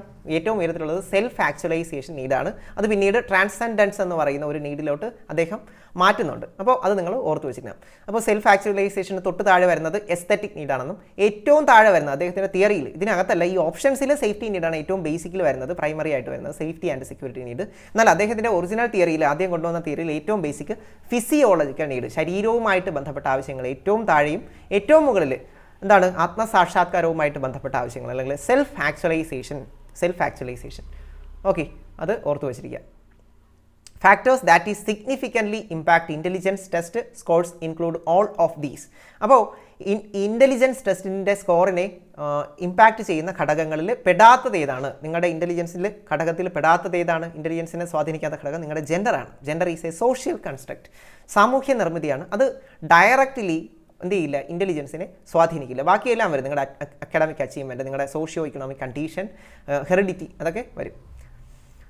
Whenever the child gets a toy, he opens it, somehow examines and spoils it. Okay, എന്താണ് ഒരു കുട്ടിക്ക് ഏത് കളിപ്പാട്ടം കൊടുത്തു കഴിഞ്ഞാലും അവൻ അതിനെ എന്ത് ചെയ്യും? തുറന്നു നോക്കി പരിശോധിച്ച് അതിനെ തകർത്ത് ഇല്ലാതെയാക്കും.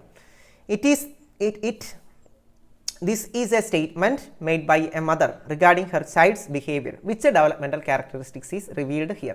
അപ്പോൾ കുട്ടിയുടെ ഏത് പ്രത്യേകതയാണ്? കുട്ടികൾ എന്ത് ചെയ്യുന്നു?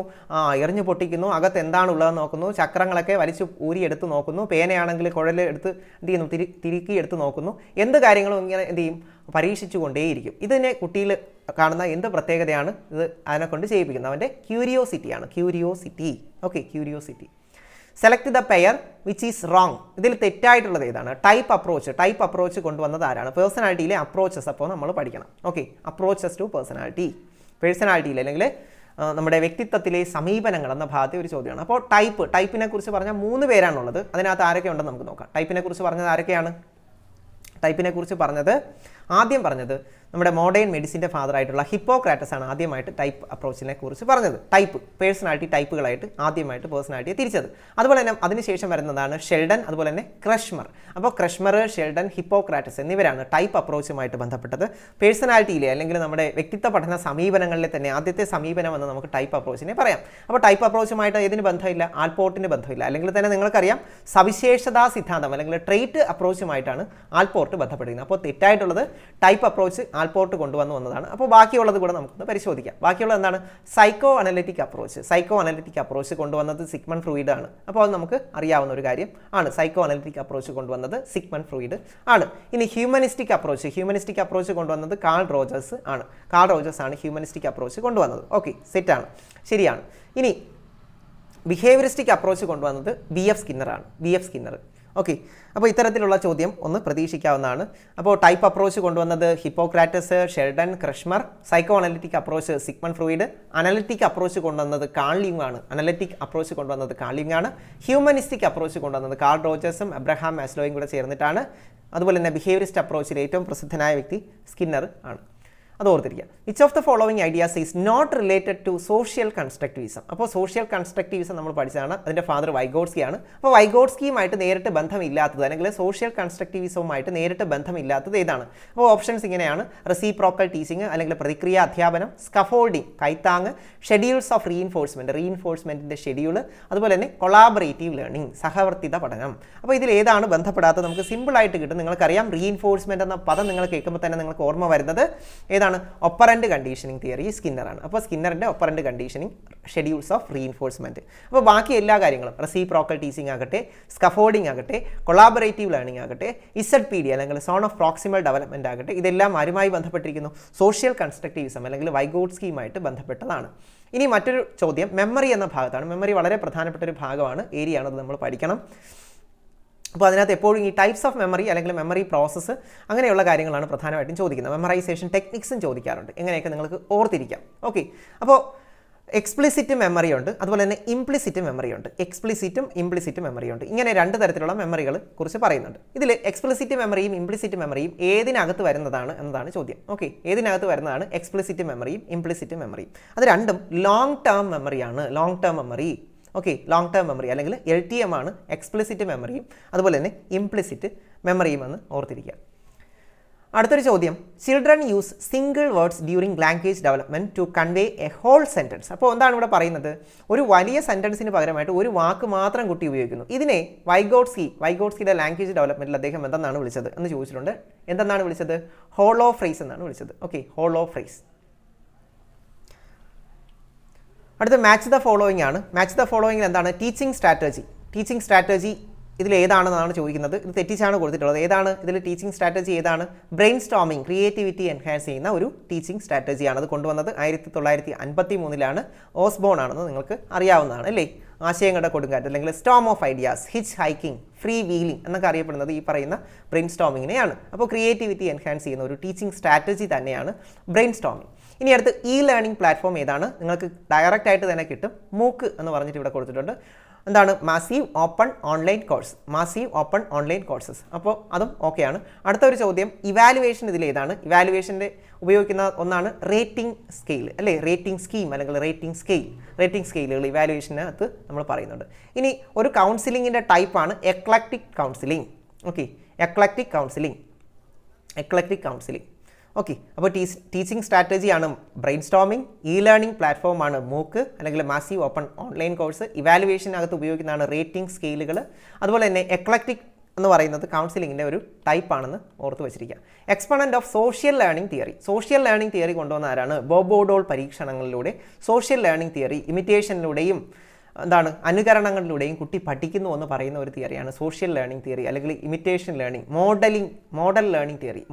മോഡലാക്കി മറ്റൊരാളിനെ മോഡൽ ആക്കിക്കൊണ്ട് എന്ത് ചെയ്യുന്നു? മറ്റൊരാളിനെ മോഡലാക്കിക്കൊണ്ട് ഒരു കുട്ടി അയാളെപ്പോലെ ആകാൻ ശ്രമിക്കുന്നു, അയാളെപ്പോലെ പഠിച്ച് മുന്നേറുന്നു എന്ന് പറയുന്ന തിയറിയാണ് സോഷ്യൽ ലേണിംഗ് തിയറി. സാമൂഹ്യ പഠന സിദ്ധാന്തം കൊണ്ടുവന്നത് Albert ബന്ദൂര.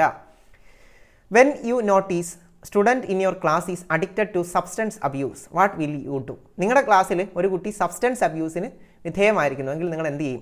Report the authorities, advise him to stop the habit, inform child line workers, inform parents and directive team for medical treatment. എന്താണ് ഇവിടെ ഏറ്റവും ശരിയായ ഉത്തരം എന്ന് പറഞ്ഞാൽ വീട്ടുകാരെ അറിയിച്ച് എന്ത് ചെയ്യണം?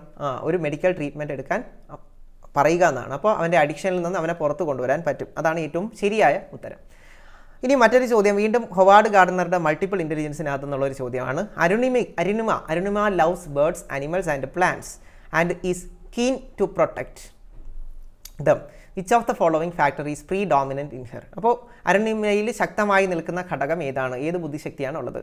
അപ്പോൾ എന്താണ്? പ്രകൃതിയെ ഇഷ്ടമാണ്, പ്രകൃതിയിലെ ജീവികളെയും സസ്യങ്ങളെയും ജന്തുക്കളെയും ഒക്കെ ഇഷ്ടമാണ്. എന്ത് ഇൻ്റലിജൻസ് ആണ്? Aesthetic intelligence, naturalistic intelligence, spiritual intelligence, intra personal intelligence. ഏതാണ്? നാച്ചുറലിസ്റ്റിക് ഇൻ്റലിജൻസ് ആണ് ശരിയായ ഉത്തരം. Naturalistic intelligence. ഓക്കെ, അടുത്തൊരു ചോദ്യം. അക്കോർഡിംഗ് ടു കട്ട്-ലെവിനെ നമ്മൾ കഴിഞ്ഞ ദിവസം കണ്ടതാണ്. കട്ട്-ലെവിൻ ഒരു ജസ്റ്റാൾട്ട് സൈക്കോളജിസ്റ്റ് ആണ്. അപ്പോൾ അദ്ദേഹത്തിൻ്റെ ഫീൽഡ് തിയറിക്കകത്ത് the psychological field of a person, ഒരു വ്യക്തിയുടെ സൈക്കോളജിക്കൽ ഫീൽഡിനെ കട്ട്-ലെവിൻ എന്തെന്നാണ് വിളിക്കുന്നത്? ലൈഫ് സ്പേസ് എന്നാണ് വിളിക്കുന്നത്. ലൈഫ് സ്പേസ് എന്ന ആശയം കട്ട്-ലെവിനുമായിട്ട് ബന്ധപ്പെട്ടിരിക്കുന്നു. അതുപോലെ തന്നെ കട്ട്-ലെവിൻ ഒരു ജസ്റ്റാൾട്ട് സൈക്കോളജിസ്റ്റ് ആണ്.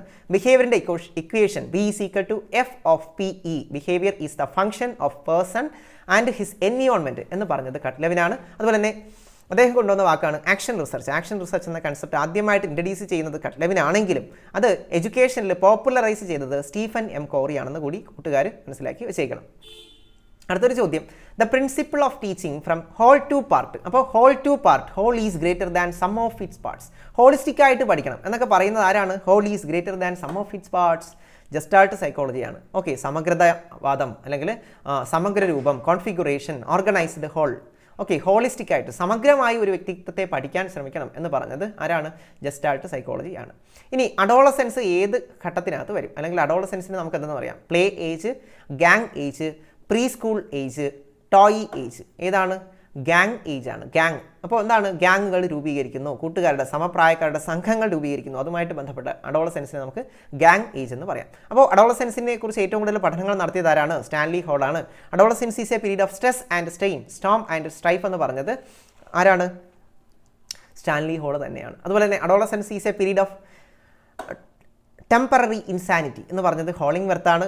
അഡോളസെൻസ് പീരീഡിലെ ഇൻറ്റൻസ് സെൽഫ് ലവിനെ നാർസിസിസം അല്ലെങ്കിൽ നാർസിസ്റ്റിക് പീരീഡ് എന്ന അഡോളസെൻസിനെ വിളിച്ചത് സിഗ്മണ്ട് ഫ്രോയിഡ് ആണ്. ഇൻറ്റൻസ് സെൽഫ് ലവ് പരീക്ഷയ്ക്ക് ചോദിച്ചിട്ടുണ്ട്. Intense self love in Adolescence, അതിനെ നാർസിസിസം എന്ന് പറയും. Narcissism, intense self love. Who among the following developed the thematic apperception test? Thematic apperception test അഥവാ ടാറ്റ് എന്ന കൺസെപ്റ്റ് അതൊരു പ്രൊജക്റ്റീവ് ടെസ്റ്റ് ആണ് പേഴ്സണാലിറ്റിയിൽ. അത് കൊണ്ടുവന്ന ആരാണ്? മോർഗനും മുറയും ചേർന്നിട്ടാണ് തീമാറ്റിക് അപ്പർസെപ്ഷൻ ടെസ്റ്റ് കൊണ്ടുവന്നത്. മോർഗനും മുറയും കൂടെ ചേർന്നിട്ടാണ് തീമാറ്റിക് അപ്പർസെപ്ഷൻ ടെസ്റ്റ് കൊണ്ടുവന്നത്. അതുപോലെ തന്നെ പേഴ്സണാലിറ്റി എന്ന പദം ആദ്യമായിട്ട് ഉപയോഗിച്ചത് ആരാണ് എന്ന് പരീക്ഷയ്ക്ക് ചോദിച്ചിട്ടുണ്ട്. അത് മുറയാണെന്ന് ഓർത്തിരിക്കുക. ഓക്കെ, അപ്പോൾ പ്രൊജക്റ്റഡ് ടെസ്റ്റ് പേഴ്സണാലിറ്റിയിലെ പ്രൊജക്റ്റീവ് ടെക്നിക്സ് നിങ്ങൾ ഓർത്ത് വെച്ചേക്കണം. അതിൽ തന്നെ പ്രൊജക്റ്റീവ് ടെക്നിക്ക് മനസ്സിൻ്റെ അബോധതലത്തിനാണ്, അല്ലെങ്കിൽ unconscious level of mind, unconscious level of personality, അതിനാണ് പ്രാധാന്യം നൽകുന്നതെന്ന് കൂടി ഓർത്ത് വെച്ചേക്കണം. അടുത്ത ലേണിംഗ് കർവ് എന്ന ഭാഗത്തെ ഒരു ചോദ്യമാണ് ചോദിച്ചിരിക്കുന്നത്. While drawing the learning curve of a student it is found that there is a region that showing no apparent improvement for a period of time. അപ്പോൾ എന്താണ്? ഒരു തരത്തിലുള്ള ഇംപ്രൂവ്മെൻറ്റും ഡിക്ലൈനും കാണിക്കാത്ത ലേണിംഗ് കർവിനെ എന്തെന്ന് പറയും? പഠനത്തിൽ പുരോഗതിയും ഇല്ല, അധോഗതിയും ഇല്ല. അത്തരത്തിലുള്ള ലേണിംഗ് കർവിനെ, അല്ലെങ്കിൽ എക്സ് അക്ഷത്തിന് സമാന്തരമായിട്ട് ലേണിംഗ് കർവ് മൂവ് ചെയ്യുകയാണ് ലീനിയർ ആയിട്ട് എങ്കിൽ നമുക്കതിനെ എന്തെന്ന് പറയാം? അതിനെ നമുക്ക് പ്ലേറ്റ്യൂ അല്ലെങ്കിൽ പീഡസ്ഥലികൾ എന്നാണ് പറയാൻ പറ്റുന്നത്. ഓക്കെ, പ്ലേറ്റ്യൂ അല്ലെങ്കിൽ പീഡസ്ഥലികൾ. ഓക്കെ, പഠനം കൂടുതലായിട്ട് നടക്കാത്ത ഘട്ടത്തെ എന്തെന്ന് പറയാം? പ്ലേറ്റ്യൂ എന്ന് പറയാം. ഓക്കെ, അതുപോലെ തന്നെ എന്താണ് മറ്റ് പഠനവക്രങ്ങൾ നിങ്ങൾ ഓർത്ത് വെച്ചിരിക്കണം. സ്ട്രെയിറ്റ് ലൈൻ കർവ് ഐഡിയൽ ആയിട്ടുള്ളത്, ഒരിക്കലും സംഭവിക്കാത്ത കർവാണ് സ്ട്രെയിറ്റ് ലൈൻ കർവ്. ഇനി സാധാരണ ഒരു വ്യക്തിയിൽ കാണുന്ന ലേണിംഗ് കർവ് ഏതാണെന്ന് പരീക്ഷയ്ക്ക് ചോദിച്ചാൽ നമുക്കറിയാം അത് മിക്സഡ് കർവാണ്, അല്ലെങ്കിൽ കോൺവെക്സ് കോൺകേവ് കർവ്. ഓക്കെ, കോൺവെക്സിൻ്റെയും കോൺകേവിൻ്റെയും മിക്സഡ് ആയിട്ടുള്ള ഒന്നാണ് mixed curve. Negatively accelerated curve എന്നറിയപ്പെടുന്ന ഏത് കർവാണെന്ന് പരീക്ഷയ്ക്ക് ചോദിക്കാം. അത് ഏതാണ്? കോൺവെക്സ് കർവാണ്. കോൺവെക്സിനെ നെഗറ്റീവ്ലി ആക്സിലറേറ്റഡ് എന്ന് പറയുന്നു, കോൺകേവിനെ പോസിറ്റീവ്ലി ആക്സിലറേറ്റഡ് ലേണിംഗ് കർവ് എന്ന് പറയുന്നു. അപ്പോൾ ഒരിക്കൽ കൂടെ പഠിക്കാം. പഠനത്തിൽ ഒരു പുരോഗതിയും കാണിക്കാത്തതിനെ പ്ലേറ്റ്യൂ അല്ലെങ്കിൽ പീഡസ്ഥലി എന്ന് പറയുന്നു. സ്ട്രെയിറ്റ് ലൈൻ കർവ് ഐഡിയൽ ടൈപ്പാണ്, ഒരിക്കലും നിങ്ങൾക്ക് അങ്ങനെ ഒരു ഗ്രാഫ് നിങ്ങൾക്ക് കാണാൻ കഴിയില്ല നാച്ചുറലി. ഇനി മിക്സഡ് കർവ് നമ്മുടെ നെഗറ്റീവ്ലി ആക്സിലറേറ്റഡ് കർവ് എന്നറിയപ്പെടുന്ന കോൺവെക്സിൻ്റെയും പോസിറ്റീവ്ലി ആക്സിലറേറ്റഡ് എന്നറിയപ്പെടുന്ന കോൺകേവിൻ്റെയും മിക്സിങ്ങിനെയാണ് നമ്മൾ എന്തെന്ന് പറയുന്നത്? മിക്സഡ് കർവ് അല്ലെങ്കിൽ എസ് ടൈപ്പ് കർവ് എന്നും പറയുന്നു. എസ് ടൈപ്പ് എന്നും പറയും. ഫൊർഗറ്റിംഗ് ഒക്കേഴ്സ്. ഫൊർഗറ്റിങ്ങിന് കാരണമാകുന്നത് എന്ത് ഘടകം കൊണ്ടാണ്? ഫൊർഗറ്റിങ്ങിന് കാരണം എന്താണ് എന്നൊരു ചോദ്യം ചോദിച്ചിട്ടുണ്ട്. Forgetting occurs trace decay theory, repression, inhibition, all the above. എന്താണ്? നിങ്ങൾക്ക് ഓർമ്മ നഷ്ടപ്പെടുന്നു അല്ലെങ്കിൽ മറവിയുണ്ട്. മറവിക്ക് പല കാരണങ്ങളുണ്ട്. ഒന്ന് ട്രേസ് ഡീകേ, നിങ്ങളുടെ മെമ്മറി ട്രേസസ് നഷ്ടപ്പെട്ടു പോകുന്നു. അല്ലെങ്കിൽ റിപ്രഷൻ, ദമനം, സെലക്റ്റീവ് ഫൊർഗറ്റിംഗ്, നിങ്ങൾ അൺപ്ലസൻ്റ് ആയിട്ടുള്ള കാര്യങ്ങൾ എന്ത് ചെയ്യുന്നു, നിങ്ങൾ പോലും അറിയാതെ നിങ്ങളുടെ അൺകോൺഷ്യസ് ലെവലിലോട്ട് തള്ളിവിടുന്നു. പിന്നെ എന്താണ്? ഇൻഹിബിഷൻ. ഇൻഹിബിഷൻ എന്ന് പറയുമ്പോൾ എന്താണ്? കൂടിച്ചേരുക. പഴയതും പുതിയതും ഒക്കെ കൂടിച്ചേർന്നുകൊണ്ട് നിങ്ങൾ പലതും മറന്നു പോകാറുണ്ട്. അപ്പോൾ ഇത് മൂന്നും വരും: trace decay, repression and inhibition. Okay, മറ്റൊരു ചോദ്യം. Teacher who intends to provide individualised instruction. Individualised instruction ഇതിലേതാണ്? Tutoring, lecturing, discussion, programmed instruction. ഇതിലേതാണ്? പ്രോഗ്രാംഡ് ഇൻസ്ട്രക്ഷൻ ആണ്. ഓക്കെ, ഇൻഡിവിജ്വലൈസ്ഡ് ഇൻസ്ട്രക്ഷൻ ആണ്. സെൽഫ് ബേസ്ഡ് ആയിട്ട് കുട്ടികളുടെ ഇഷ്ടത്തിനനുസരിച്ച് കുറച്ചുകൂടെ സെൽഫ് ബേസ്ഡ് ആയിട്ട് പഠിക്കാൻ കഴിയുന്ന ഒന്നാണ് പ്രോഗ്രാംഡ് ഇൻസ്ട്രക്ഷൻ. അപ്പോൾ programmed instruction sequentially systematically arrange ചെയ്ത ലേണിംഗ് മെറ്റീരിയൽസ് കുട്ടികൾക്ക് കൊടുക്കും. അതിനെ ഫ്രെയിംസ് എന്നാണ് പറയുന്നത്. ഫ്രെയിംസ് പ്രോഗ്രാംഡ് ഇൻസ്ട്രക്ഷനിൽ കൊടുക്കുന്ന ചെറിയ യൂണിറ്റ് ഓഫ് ഇൻഫർമേഷനെ ഫ്രെയിംസ് എന്നാണ് പറയുന്നത്. അപ്പോൾ ഒരു മെയിൻ ഫ്രെയിമിൽ നിന്നും അടുത്ത മെയിൻ ഫ്രെയിമിലോട്ട് മാത്രം കടത്തിവിടുന്ന തരത്തിലുള്ള പ്രോഗ്രാംഡ് ഇൻസ്ട്രക്ഷനെ നമ്മൾ എന്തെന്ന് വിളിക്കും? ലീനിയർ പ്രോഗ്രാമിംഗ് എന്ന് വിളിക്കും. Linear type of programmed instruction. അപ്പോൾ linear type of programmed instruction കൊണ്ടുവന്നത് ആരാണെന്ന് ഓർത്തിരിക്കണം. Linear type of programmed instruction കൊണ്ടുവന്നത് സ്കിന്നറാണ്, അല്ലെങ്കിൽ സ്കിന്നേറിയൻ ടൈപ്പ് എന്നും അതിനെ അറിയപ്പെടുന്നുണ്ട്. ഓക്കെ, ലീനിയർ ടൈപ്പ് അല്ലെങ്കിൽ സ്കിന്നേറിയൻ ടൈപ്പ് എന്നും അറിയപ്പെടുന്നുണ്ട്. അപ്പോൾ സ്കിന്നറിൻ്റെ പ്രോഗ്രാംഡ് ഇൻസ്ട്രക്ഷൻ ഒപ്പറൻ്റ് കണ്ടീഷനിങ് അനുസരിച്ചാണ് വർക്ക് ചെയ്യുന്നത്. ഇനി റെമഡിയൽ ഫ്രെയിംസ് കൊടുക്കുന്ന റെമഡീസ് കൊടുക്കുന്ന പ്രോഗ്രാംഡ് ഇൻസ്ട്രക്ഷൻ കൊണ്ടുവന്നത് ആരാണെന്ന് പരീക്ഷയ്ക്ക് ചോദിക്കും. റെമഡീസ് കൊടുക്കുന്ന പ്രോഗ്രാംഡ് ഇൻസ്ട്രക്ഷൻ കൊണ്ടുവന്നത് നോർമൻ എ ക്രൗഡർ എന്ന വ്യക്തിയാണ്. നോർമൻ എ ക്രൗഡർ, അല്ലെങ്കിൽ നമുക്കതിനെ ക്രൗഡേറിയൻ ടൈപ്പ് എന്ന് വിളിക്കാം. ഓക്കെ, ക്രൗഡേറിയൻ ടൈപ്പ് അല്ലെങ്കിൽ ബ്രാഞ്ച്ഡ് പ്രോഗ്രാമിംഗ് അല്ലെങ്കിൽ ക്രൗഡേറിയൻ ടൈപ്പ് പ്രോഗ്രാമിംഗ് കൊണ്ടുവന്നത് നോർമൻ എ ക്രൗഡർ ആണ്. അതിൻ്റെ ഏറ്റവും പ്രധാനപ്പെട്ട പ്രത്യേകത അതിന് റെമഡിയൽ ഫ്രെയിംസ് അതിനകത്ത് ഉണ്ട് എന്നതാണ്. മറ്റൊരു ചോദ്യം. Providing education to all students irrespective of special abilities by accommodating in a single class room is known as. അപ്പോൾ എല്ലാ കുട്ടികളെയും ഒരു ക്ലാസ് റൂമിനകത്ത് ഉൾപ്പെടുത്തുക എന്ന് പറയുമ്പോൾ നമുക്ക് എന്തെന്ന് പറയാം? Inclusive education. എല്ലാ കുട്ടികളെയും ഒരു ക്ലാസ്സിനകത്ത് ഉൾപ്പെടുത്തുക. നമ്മൾ കഴിഞ്ഞ ദിവസം കണ്ടതാണ് ഇൻക്ലൂസീവ് എഡ്യൂക്കേഷൻ, ഉൾച്ചേർക്കൽ വിദ്യാഭ്യാസം. ഓക്കെ, എല്ലാ കുട്ടികളെയും വൈവിധ്യങ്ങളൊന്നുമില്ലാതെ തന്നെ ഒരു ക്ലാസ്സിനകത്ത് ഉൾപ്പെടുത്തിയാൽ നമുക്കതിനെ ഇൻക്ലൂസീവ് എഡ്യൂക്കേഷൻ എന്ന് പറയാം. അപ്പോൾ inclusive education, zero rejection policy, zero segregation policy, അതൊക്കെ ഇൻക്ലൂസീവ് എഡ്യൂക്കേഷനുമായിട്ട് ബന്ധപ്പെട്ടതാണ്. ഒവിഡ് ഡെക്രോളി ഇൻക്ലൂസീവ് എഡ്യൂക്കേഷൻ്റെ ഫാദർ എന്ന് അറിയപ്പെടുന്നു. അത്രയും കാര്യങ്ങളെങ്കിലും നിങ്ങൾ കൃത്യമായിട്ട് അവിടെ മനസ്സിലാക്കി വെച്ചേക്കണം. അടുത്തൊരു ചോദ്യം. Identify the projective technique of personality. Projective techniques ഏതൊക്കെയാണ്? പേഴ്സണാലിറ്റിയുടെ ടെസ്റ്റ് ഏതാണ്? ക്രിയേറ്റിവിറ്റിയിലെ ടെസ്റ്റ് ഏതാണ്? ആപ്റ്റിറ്റ്യൂഡ് ടെസ്റ്റ് ഏതൊക്കെയാണ്? അപ്പോൾ ഓരോ ടെസ്റ്റുകളും ഏതൊക്കെയാണെന്ന് കൃത്യമായിട്ടൊരു ബോധം നമുക്ക് ഉണ്ടായിരുന്നാൽ ഇതിനകത്ത് ഒരു മാർക്ക് കിട്ടും. അപ്പോൾ പ്രൊജക്റ്റീവ് ടെക്നിക് ഏതാണ്, നോൺ പ്രൊജക്റ്റീവ് ഏതാണ്, ഒബ്ജക്റ്റീവ് ടെസ്റ്റ് ഏതാണെന്നൊക്കെ ചോദിക്കും. അപ്പോൾ ഇതിനകത്ത് തന്നെ പേഴ്സണാലിറ്റി അളക്കുന്ന ടെസ്റ്റുകളാണ്. ഒബ്സർവേഷൻ ആണെങ്കിലും ഇൻവെൻ്ററി ആണെങ്കിലും ഇൻ്റർവ്യൂ ആണെങ്കിലും റോർഷാ ബ്ലോട്ട് ടെസ്റ്റ് ആണെങ്കിലും ഇതെല്ലാം പേഴ്സണാലിറ്റി അളക്കുന്നതിന് വേണ്ടിയിട്ടുള്ളതാണ്. അപ്പോൾ നമ്മൾ കഴിഞ്ഞ ദിവസം പറഞ്ഞതുപോലെ പേഴ്സണാലിറ്റി അളക്കുന്ന ടെസ്റ്റുകളെ നമുക്ക് പ്രൊജക്റ്റീവ് എന്നും നോൺ പ്രൊജക്റ്റീവ് എന്നും തിരിക്കാം. അതുപോലെ തന്നെ ഒബ്ജക്റ്റീവ് എന്നും സബ്ജക്റ്റീവ് എന്നും തിരിക്കാം. ഓക്കെ, അതിൽ തന്നെ ഒബ്ജക്റ്റീവായിട്ടുള്ള ടെസ്റ്റ് ഏതെന്ന് പരീക്ഷയ്ക്ക് ചോദിക്കാം. ഒബ്ജക്റ്റീവായിട്ടുള്ള ടെസ്റ്റാണ് ഇൻവെൻ്ററികൾ. നമ്മൾ കഴിഞ്ഞ ദിവസം കണ്ടതാണ് MMPI. അതിലേറ്റവും വലിയ ഇൻവെൻ്ററി 550 ചോദ്യങ്ങൾ അടങ്ങുന്ന ഇൻവെൻ്ററിയാണ് MMPI, Minnesota multi phasic personality inventory. Okay, അത് ഓർത്തിരിക്കുക. ഇനി റോർഷാ ബ്ലോട്ട് ടെസ്റ്റ്, അതൊരു പ്രൊജക്റ്റീവ് ടെസ്റ്റ് ആണ്. റോർഷാ ബ്ലോട്ട് ടെസ്റ്റ് ആദ്യം കൊണ്ടുവന്ന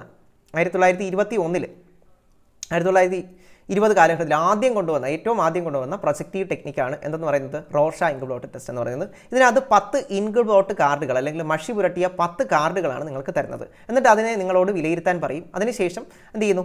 നിങ്ങൾക്ക് നിങ്ങളുടെ പ്രശ്നങ്ങൾ അല്ലെങ്കിൽ നിങ്ങളുടെ അൺകോൺഷ്യസിനെ പ്രൊജക്റ്റ് ചെയ്ത് നിങ്ങളുടെ പ്രശ്നങ്ങൾ കണ്ടുപിടിക്കുകയാണ് ചെയ്യുന്നത്. ഇനി adolescence values are more influenced by അഡോളസെൻസിലെ മോറൽ സ്റ്റാൻഡേർഡ്സിനെ അല്ലെങ്കിൽ വാല്യൂ സ്റ്റാൻഡേർഡിനെ ഏറ്റവും കൂടുതലായിട്ട് ഇൻഫ്ലുവൻസ് ചെയ്യുന്നത് നിങ്ങൾക്ക് എന്താണെന്ന് അറിയാം, പിയർ ഗ്രൂപ്പാണ് അല്ലേ. പിയർ പ്രഷർ നമ്മൾ കഴിഞ്ഞ ദിവസം പഠിച്ചതാണ്, പിയേഴ്സ് ആണ്. Cognitive development of a student of course due to. അപ്പോൾ കോഗ്നിറ്റീവ് ഡെവലപ്മെൻറ്റിനെ ഏറ്റവും കൂടുതൽ സ്വാധീനിക്കുന്ന ഘടകം ഏതാണ്? Influence of environment, influence of heredity, influence of both heredity and environment, neither influence of hereditary nor environmental factors. ഏതാണ് ഏറ്റവും ശരിയായിട്ടുള്ള ഉത്തരം?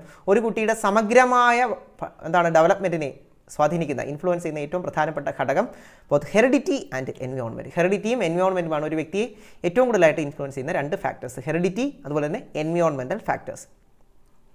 When a teacher assigns classroom responsibilities to both the boys and girls, it is known as. അപ്പോൾ ഒരു teacher class room responsibilities പെൺകുട്ടികൾക്കും ആൺകുട്ടികൾക്കും ഒരുപോലെ വീതിച്ച് നൽകുന്നു എങ്കിൽ നമുക്കതിനെ എന്തെന്ന് പറയാം? ജെൻഡർ ഇക്വാളിറ്റി അല്ലേ, ലിംഗസമത്വം എന്ന് പറയും, ജെൻഡർ ഇക്വാലിറ്റി. മഹേഷ് എന്ന് പറയുന്ന കുട്ടി ടോപ്പ് സ്കോറർ ആയിരുന്നു. Mahesh top scorer during primary school classes. Primary ക്ലാസ്സുകളിൽ ടോപ്പ് സ്കോറർ ആയിരുന്ന Mahesh become very irregular and become a poor scorer in high school classes. ഹൈസ്കൂളിലെത്തിയപ്പോൾ അവൻ എന്ത് ചെയ്തു? വളരെ മോശം പ്രകടനം കാഴ്ചവെക്കാൻ തുടങ്ങി. അപ്പോൾ ഇത്തരത്തിലുള്ള കുട്ടിയെ നമുക്ക് എന്തെന്ന് പറയാം? ഇത്തരത്തിലുള്ള കുട്ടിയെ എന്ത് പറയാം? സ്ലോ ലേണർ ആണോ, ലേണിംഗ് ബാക്ക്വേർഡ്നെസ് ആണോ, അണ്ടർ അച്ചീവർ ആണോ, ലേണിംഗ് ഡിസേബിൾഡ് ആണോ? അപ്പോൾ ഇതിൽ ഏതാണ് ഉത്തരം? അതായത് മഹേഷ് എന്ന് പറയുന്ന കുട്ടിക്ക് പഠനം നല്ല രീതിയിൽ പഠിക്കാനുള്ള കഴിവുണ്ട്. ഓക്കെ, അവൻ്റെ പൊട്ടൻഷ്യൽ എന്ന് പറയുന്നത് വളരെ ഹൈ ആണ്. പക്ഷേ അവൻ്റെ പൊട്ടൻഷ്യലിനനുസരിച്ചുള്ള ഒരു പെർഫോമൻസ് മഹേഷിൽ നിന്ന് ഉണ്ടാകുന്നില്ല എന്നതാണ് ഇവിടെ പറയുന്നത്. ഓക്കെ, അപ്പോൾ അവൻ്റെ പ്രശ്നം എന്തായിരിക്കും? അവൻ്റെ പ്രശ്നം എന്താണ്? അണ്ടർ അച്ചീവ്മെൻറ്റ് എന്നതാണ്. അണ്ടർ അച്ചീവ്മെൻറ്റ് അതായത് പൊട്ടൻഷ്യൽ ലെവലിലോട്ട് അല്ലെങ്കിൽ അയാളുടെ കഴിവിനനുസരിച്ചുള്ള ഒരു പ്രകടനം അയാളിൽ നിന്ന് ഉണ്ടായില്ല എങ്കിൽ നമുക്കത് അദ്ദേഹത്തെ എന്തെന്ന് പറയാം? അങ്ങനെയുള്ള കുട്ടികളെ അണ്ടർ അച്ചീവേഴ്സ് എന്ന് പറയാം. സ്ലോ ലേണർ എന്ന് പറയുമ്പോൾ എന്താണ്? സ്ലോ ലേണർ എന്ന് പറയുമ്പോൾ വളരെ പതിയെ മാത്രം പഠിക്കുന്ന കുട്ടികളെയാണ് സ്ലോ ലേണർ എന്ന് പറയുന്നത്, സമയമെടുത്ത് പഠിക്കുന്ന കുട്ടികൾ. ഓക്കെ, സ്ലോ ലേണറിൻ്റെ മറ്റൊരു പേര് തന്നെയാണ് ബാക്ക്വേർഡ് ചൈൽഡ്. ഓക്കെ, മറ്റൊരു ചോദ്യം, theory of intelligence proposed by Guilford കൊണ്ടുവന്ന തിയറി ഏതാണ്? അപ്പോൾ ഇതിനകത്ത് കുറേ ഓപ്ഷൻസ് തന്നിട്ടുണ്ട്. Theory of multiple intelligence, triarchic theory, 2 factor theory, structure of intellect model അല്ലെങ്കിൽ SOI മോഡൽ ഓഫ് ഇൻ്റലിജൻസ്. അപ്പോൾ നിങ്ങൾക്കറിയാം 3 ഡയമെൻഷണൽ മോഡൽ അല്ലെങ്കിൽ SOI മോഡൽ അല്ലെങ്കിൽ സ്ട്രക്ചർ ഓഫ് ഇൻ്റലക്റ്റ് അല്ലെങ്കിൽ ഗിൽഫോർഡ് സ്ട്രക്ചർ ഓഫ് ഇൻ്റലക്റ്റ് എന്നൊക്കെ പറയുന്നത് ഗിൽഫോർഡിൻ്റെ ഇൻ്റലിജൻസ് തിയറിയാണ്. അപ്പോൾ അതിനകത്ത് 3 പാരാമീറ്റേഴ്സിനെ കുറിച്ച് അദ്ദേഹം പറയുന്നുണ്ട്. Operations, contents, products. അതിൻ്റെ ഏറ്റവും അതിൻ്റെ ടോട്ടലായിട്ടുള്ള ഫൈനൽ ഔട്ട്പുട്ടിനെ കുറിച്ച് അദ്ദേഹം പറയുന്നുണ്ട്. 180 ആണ്. 180 ഔട്ട്പുട്ടാണ് അതിനകത്ത് കിട്ടാൻ സാധ്യതയുള്ളത്. പ്രീവിയസ് ക്വസ്റ്റ്യൻ ആണ്. അതുപോലെ ഓപ്പറേഷൻസ്, കണ്ടൻസ്, അതുപോലെ തന്നെ പ്രോഡക്റ്റ്, ഇങ്ങനെയുള്ള 3 പാരാമീറ്റേഴ്സിനെ കുറിച്ച് പറയുന്ന തിയറി ഗിൽഫോർഡിൻ്റെ തിയറിയാണ്. 3 ഡയമെൻഷണൽ തിയറി ഓഫ് ഇൻ്റലിജൻസ് അത് ഗിൽഫോർഡിൻ്റെ തിയറിയാണ്. അത് അത്രയും കാര്യങ്ങൾ നിങ്ങൾ അവിടെ ഓർത്ത് വെച്ചേക്കണം. അതുപോലെ തന്നെ 2 ഫാക്ടർ തിയറി കൊണ്ടുവന്ന ആരാണ് നിങ്ങൾക്ക് അറിയാം? ആരാണ്? സ്പിയർമാൻ ആണ്. ട്രയാർക്കിക് തിയറി കൊണ്ടുവന്നത് സ്റ്റേൺബർഗ് ആണ്.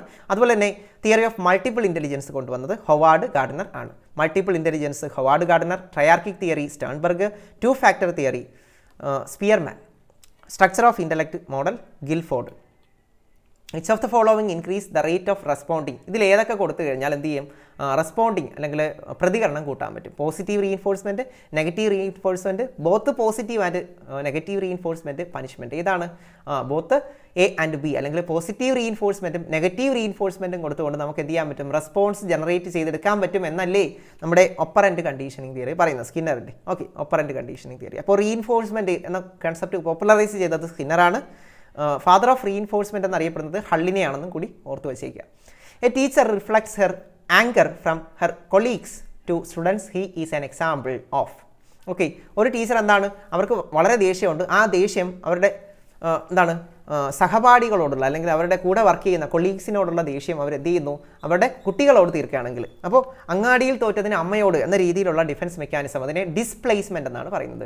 ഡിസ്പ്ലേസ്മെൻറ്റ്. ഇപ്പോൾ മൈ ബോസ് സിനിമയിൽ മമതാ മോഹൻദാസിൽ നിന്ന് തെറി കേട്ടതിന് ശേഷം ദിലീപ് പോയിട്ട് ഒരു ബക്കറ്റൊക്കെ പൊട്ടിക്കുന്ന ഒരു സീനുണ്ട്. അത് തന്നെയാണ് ഡിസ്പ്ലേസ്മെൻറ്റ്. മറ്റൊരു പ്രദേശത്ത് പോയിട്ട് അല്ലെങ്കിൽ മറ്റൊരു സ്ഥലത്ത് പോയിട്ട് എന്ത് ചെയ്യും? നമ്മുടെ ഈ പറയുന്ന ഫ്രസ്ട്രേഷൻ നമ്മൾ തീർക്കും.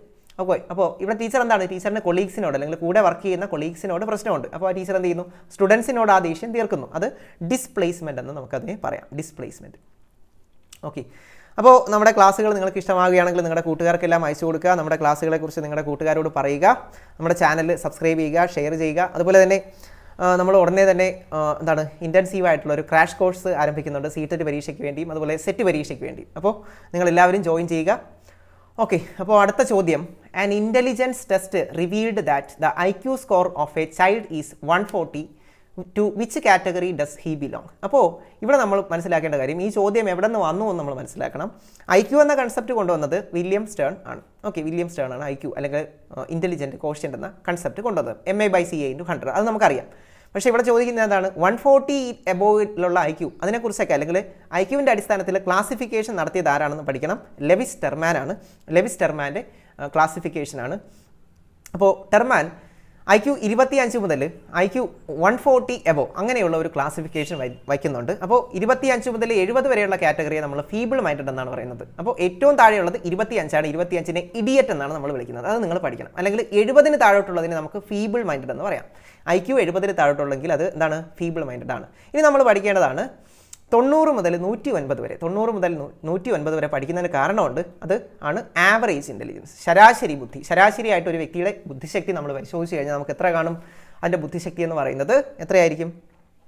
90 മുതൽ 109 വരെ ആയിരിക്കും. ഇനി ഇവിടെ പറഞ്ഞിരിക്കുന്നത് നമ്മൾ പഠിക്കണം 140ഉം അതിന് മുകളിലോട്ടുള്ളത്. 140-ന് മുകളിൽ ഏറ്റവും മുകളിലുള്ളതാണ് 140 അല്ലെങ്കിൽ 140-ന് മുകളിൽ. 140-ന് മുകളിലുള്ളവരെ നമ്മൾ എന്തെന്ന് വിളിക്കും?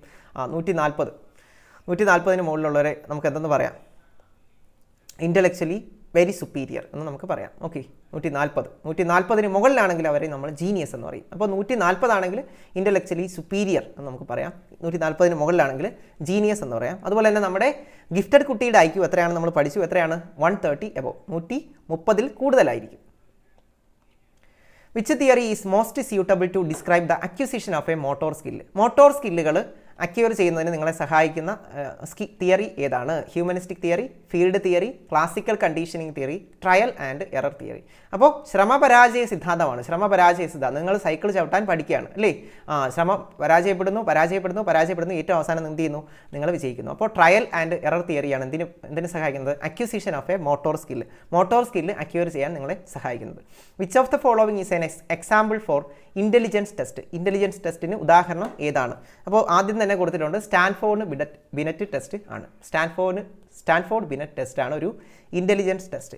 റോർഷാങ്ക് blot test, projective technique of personality, thematic apperception test, projective technique of personality, differential aptitude test. ആ മേഖലയിൽ നിന്നൊരു ചോദ്യം വരും. ആപ്റ്റിറ്റ്യൂഡ് എന്ന് പറയുമ്പോൾ എന്താണ്? നിങ്ങളുടെ ഭാവി ഏതാണെന്ന് തിരിച്ചറിയുന്നതിന് വേണ്ടി നേരത്തെ നടത്തുന്ന ഒരു പരീക്ഷയാണ് ആപ്റ്റിറ്റ്യൂഡ് പരീക്ഷ അല്ലെങ്കിൽ അഭിരുചി പരീക്ഷ. അഭിരുചി പരീക്ഷയിൽ ഏറ്റവും പ്രധാനപ്പെട്ട 2 ടെസ്റ്റുകളാണ് DAT അല്ലെങ്കിൽ ഡിഫറൻഷ്യൽ ആപ്റ്റിറ്റ്യൂഡ് ടെസ്റ്റ്, അതുപോലെ തന്നെ GATB general aptitude test battery. അപ്പോൾ അതും ഓർത്ത് വച്ചേക്കുക. Which of the following factors essential for creativity? ക്രിയേറ്റിവിറ്റിക്ക് എസെൻഷ്യൽ ആയിട്ടുള്ള 2 ഫാക്ടേഴ്സ് ഏതൊക്കെയാണ്? ഫ്രീഡം ഏതൊക്കെയാണ് എന്നാണ് ചോദിച്ചിരിക്കുന്നത്.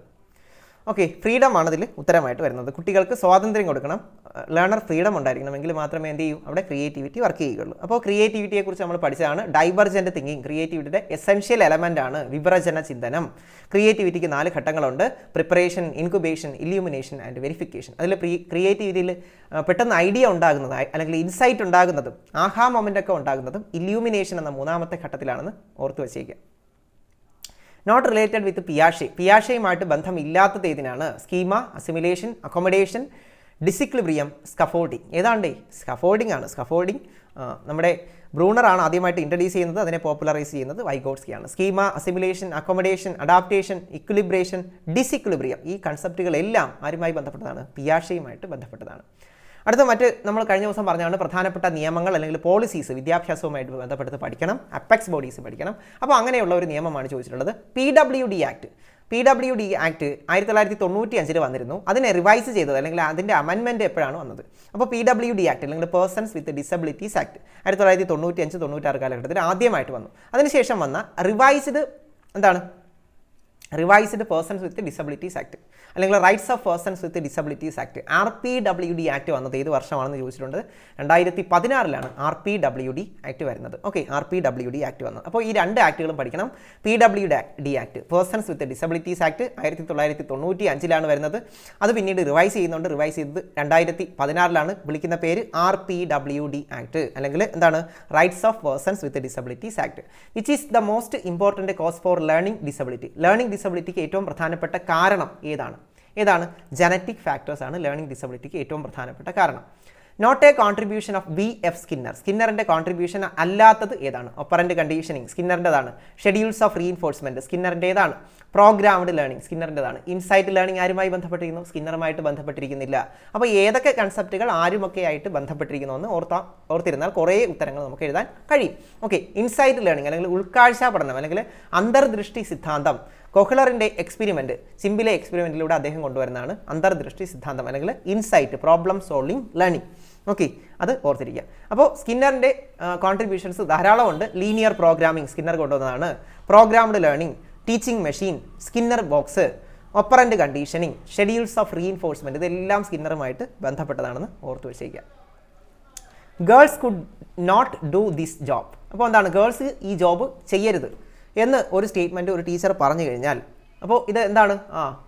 മെയിൽ ടീച്ചർ പറയുകയാണ് ഗേൾസ് ചെയ്യേണ്ട ജോലിയൊന്നും അല്ല ഇത് എന്ന് പറഞ്ഞു കഴിഞ്ഞാൽ ജെൻഡർ പ്രജുഡീസ് ആണ്. ജെൻഡർ പ്രജുഡീസ് ജെൻഡർ പ്രജുഡീസ് ആണ് എന്ന് നമുക്ക് പറയാം. The most determined factor in the academic achievement of a child.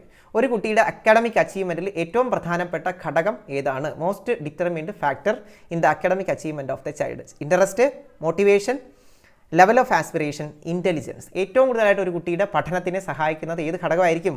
വളരെ സിമ്പിൾ ക്വസ്റ്റ്യൻ ആണ്. ഇൻ്റലിജൻസ് ആണ്. ഒരാളുടെ ബുദ്ധിശക്തിയാണ് ഒരു വ്യക്തിയുടെ പഠനത്തെ ഏറ്റവും കൂടുതലായിട്ട് സ്വാധീനിക്കുന്നത്. An evaluation tool used to document students learning through series of student developed artifacts. അപ്പോൾ കുട്ടികളുടെ വർക്കുകളെയാണ് ഇവിടെ ആർട്ടിഫാക്റ്റ് എന്ന് പറയുന്നത്. കുട്ടികളുടെ വർക്കുകൾ ഇങ്ങനെ നമ്മൾ എന്ത് ചെയ്യുന്നു? ഇവാലുവേഷൻ വേണ്ടി നമ്മളിങ്ങനെ സൂക്ഷിച്ച് വയ്ക്കുന്നു, ഡോക്യുമെൻറ്റ് ചെയ്ത് വയ്ക്കുന്നു. അല്ലെങ്കിൽ സ്റ്റുഡൻസ് എക്സിബിഷൻ എന്നൊക്കെ നമുക്ക് പറയാം, അല്ലെങ്കിൽ ഷോക്കേസിങ് ഓഫ് സ്റ്റുഡൻസ് ആർട്ടിഫാക്ട്സ്. അതിനെ നമ്മൾ എന്തെന്ന് പറയും? അതിനെ പോർട്ട്ഫോളിയോ എന്നാണ് പറയുന്നത്. Portfolio. Marking scheme ensures. Marking scheme എന്തുമായി ബന്ധപ്പെട്ടിരിക്കുന്നു? നമ്മൾ കഴിഞ്ഞ ക്വസ്റ്റ്യനിൽ കണ്ടതാണ്. എസ്സേ ടൈപ്പ് ചോദ്യങ്ങളുമായിട്ട് ബന്ധപ്പെട്ടാണ് മാർക്കിംഗ് സ്കീം. ഓക്കെ, അപ്പോൾ മാർക്കിംഗ് സ്കീം എന്തുകൊണ്ട് കൊണ്ടുവരണം? അത് കോംപ്രിഹെൻസീവ് ആകാൻ വേണ്ടി, ഡിസ്ക്രിമിനേഷൻ പവർ കിട്ടാൻ വേണ്ടി, സബ്ജക്റ്റിവിറ്റി കൊണ്ടുവരുന്നതിന് വേണ്ടി, ഒബ്ജക്റ്റിവിറ്റി കൊണ്ടുവരുന്നതിന് വേണ്ടി. അപ്പോൾ ഒരു നല്ല ടെസ്റ്റിൻ്റെ ക്വാളിറ്റി ആയിരിക്കും. അപ്പോൾ സബ്ജക്റ്റിവിറ്റി വരില്ല എന്ന് നമുക്ക് മനസ്സിലാകും. അപ്പോൾ എന്തിനു വേണ്ടി മാർക്കിംഗ് സ്കീം എസ്സേ ടൈപ്പിനകത്ത് നമ്മൾ കൊണ്ടുവരണം? വസ്തുനിഷ്ഠമാകാൻ വേണ്ടി. അധ്യാപകൻ കാട് കയറി മാർക്ക് ഇടാതിരിക്കണം. ഓക്കെ, അതുകൊണ്ട് കുറച്ച് കീസ് ഇങ്ങനെ നമ്മൾ പറയും. ഓക്കെ, മാർക്കിംഗ് സ്കീം ഇത് എഴുതിയിട്ടുണ്ടെങ്കിൽ ഇത്ര മാർക്ക്, ഇത് എഴുതിയിട്ടുണ്ടെങ്കിൽ ഇത്ര മാർക്ക്. അപ്പോൾ അത് കൊടുക്കുന്നത് നമ്മുടെ ചോദ്യം അല്ലെങ്കിൽ ഇവാലുവേഷൻ എന്ന് പറയുന്ന ഒബ്ജക്റ്റീവ് ആക്കണം, വസ്തുനിഷ്ഠമാക്കണം. അധ്യാപകൻ്റെ വിലയിരുത്തൽ എന്ന് പറയുന്ന വസ്തുനിഷ്ഠമാക്കുന്നതിന് വേണ്ടിയിട്ടാണ്. ഓക്കെ, നോട്ട് കണക്റ്റഡ് വിത്ത് കൺസ്ട്രക്റ്റീവിസവുമായിട്ട് ബന്ധമില്ലാത്തത് ഏതാണ്? Learning is stimulus response connection. അതുപോലെ തന്നെ learning is an active process, learning needs previous experience, intrinsic motivation is essential for learning. ഇതിൽ ഏതാണ് ബന്ധം ഇല്ലാത്തത്? Learning is stimulus response connection എന്നാണ്. സ്റ്റിമുലസ് റെസ്പോൺസ് കണക്ഷൻ ആണ്, അല്ലെങ്കിൽ SR ബന്ധമാണ്. ചോദക പ്രതികരണ ബന്ധങ്ങളാണ് പഠനമെന്ന് പറഞ്ഞത് ആരാണ്? അത് വ്യവഹാരവാദമാണ്, അല്ലെങ്കിൽ ബിഹേവിയറിസമാണ്. ഓക്കെ, അത് നിങ്ങൾക്ക് അറിയാവുന്നതാണ്, അതും പരീക്ഷയ്ക്ക് ചോദിക്കും. അപ്പോൾ learning is stimulus response connection എന്ന് പറഞ്ഞത് ബിഹേവിയറിസമാണ്. ഇനി കൺസ്ട്രക്റ്റീവിസവുമായിട്ട് ബന്ധപ്പെട്ട് നമുക്ക് പറയാം learning is an active process, active constructor of knowledge. Learner എന്ന് പറയുന്ന ആക്റ്റീവ് കൺസ്ട്രക്ടർ ഓഫ് നോളജ് ആണ് എന്ന് നമ്മൾ പഠിച്ചിട്ടുണ്ട്. അതുപോലെ തന്നെ എന്താണ്? ലേണിംഗ് നീഡ്സ് പ്രീവിയസ് നോളജ് ആവശ്യമുണ്ട്. ഇൻട്രിൻസിക് മോട്ടിവേഷൻ, ആന്തരികമായ അഭിപ്രേരണ ഉള്ളപ്പോൾ മാത്രമേ ആർക്ക് പഠിക്കാൻ പറ്റൂ? കുട്ടിക്ക് പഠിക്കാൻ കഴിയുകയുള്ളൂ. The process of maintaining encoded information in the memory over time is. അപ്പോൾ എന്താണ്? എൻകോഡ് ചെയ്യപ്പെട്ട കാര്യങ്ങൾ നമ്മുടെ മെമ്മറിയിൽ നിലനിർത്തുന്നതിനെ എന്തെന്ന് പറയും? The process of maintaining encoded information in memory over time. അപ്പോൾ എൻകോഡ് ചെയ്യപ്പെട്ട കാര്യങ്ങളെ മെമ്മറിയിൽ നിലനിർത്തുന്നതിന് എന്തെന്ന് പറയും? അതിനെ സ്റ്റോറേജ് എന്നാണ് പറയുന്നത്. ഓക്കെ, എൻകോഡ് ചെയ്യപ്പെടുന്നതിനെ നിലനിർത്തുന്നതിനെ സ്റ്റോറേജ് എന്ന് പറയും. അത് തിരിച്ചെടുക്കുന്നതിനെയാണ് റിട്രീവൽ എന്ന് പറയുന്നത്. പുനഃസ്മരണ. ഓക്കെ, അപ്പോൾ ഇത്രയും ചോദ്യങ്ങളാണ് നമ്മളിന്ന് നോക്കാൻ ഉദ്ദേശിച്ചത്. വളരെ എക്സെപ്ഷണൽ ആയിട്ടുള്ള സെലക്റ്റീവ് ആയിട്ടുള്ള ചോദ്യങ്ങളാണ്. അപ്പോൾ ഈ മേഖലകൾ നിങ്ങൾ കൃത്യമായിട്ട് അറിഞ്ഞിരിക്കണം. ഓക്കെ, അതുപോലെ തന്നെ ക്ലാസ് ഇഷ്ടമായെങ്കിൽ നിങ്ങൾ ഷെയർ ചെയ്യുക, ലൈക്ക് ചെയ്യുക, സബ്സ്ക്രൈബ് ചെയ്യുക, നിങ്ങളുടെ കൂട്ടുകാർക്കൊക്കെ അയച്ചു കൊടുക്കുക. Thank you.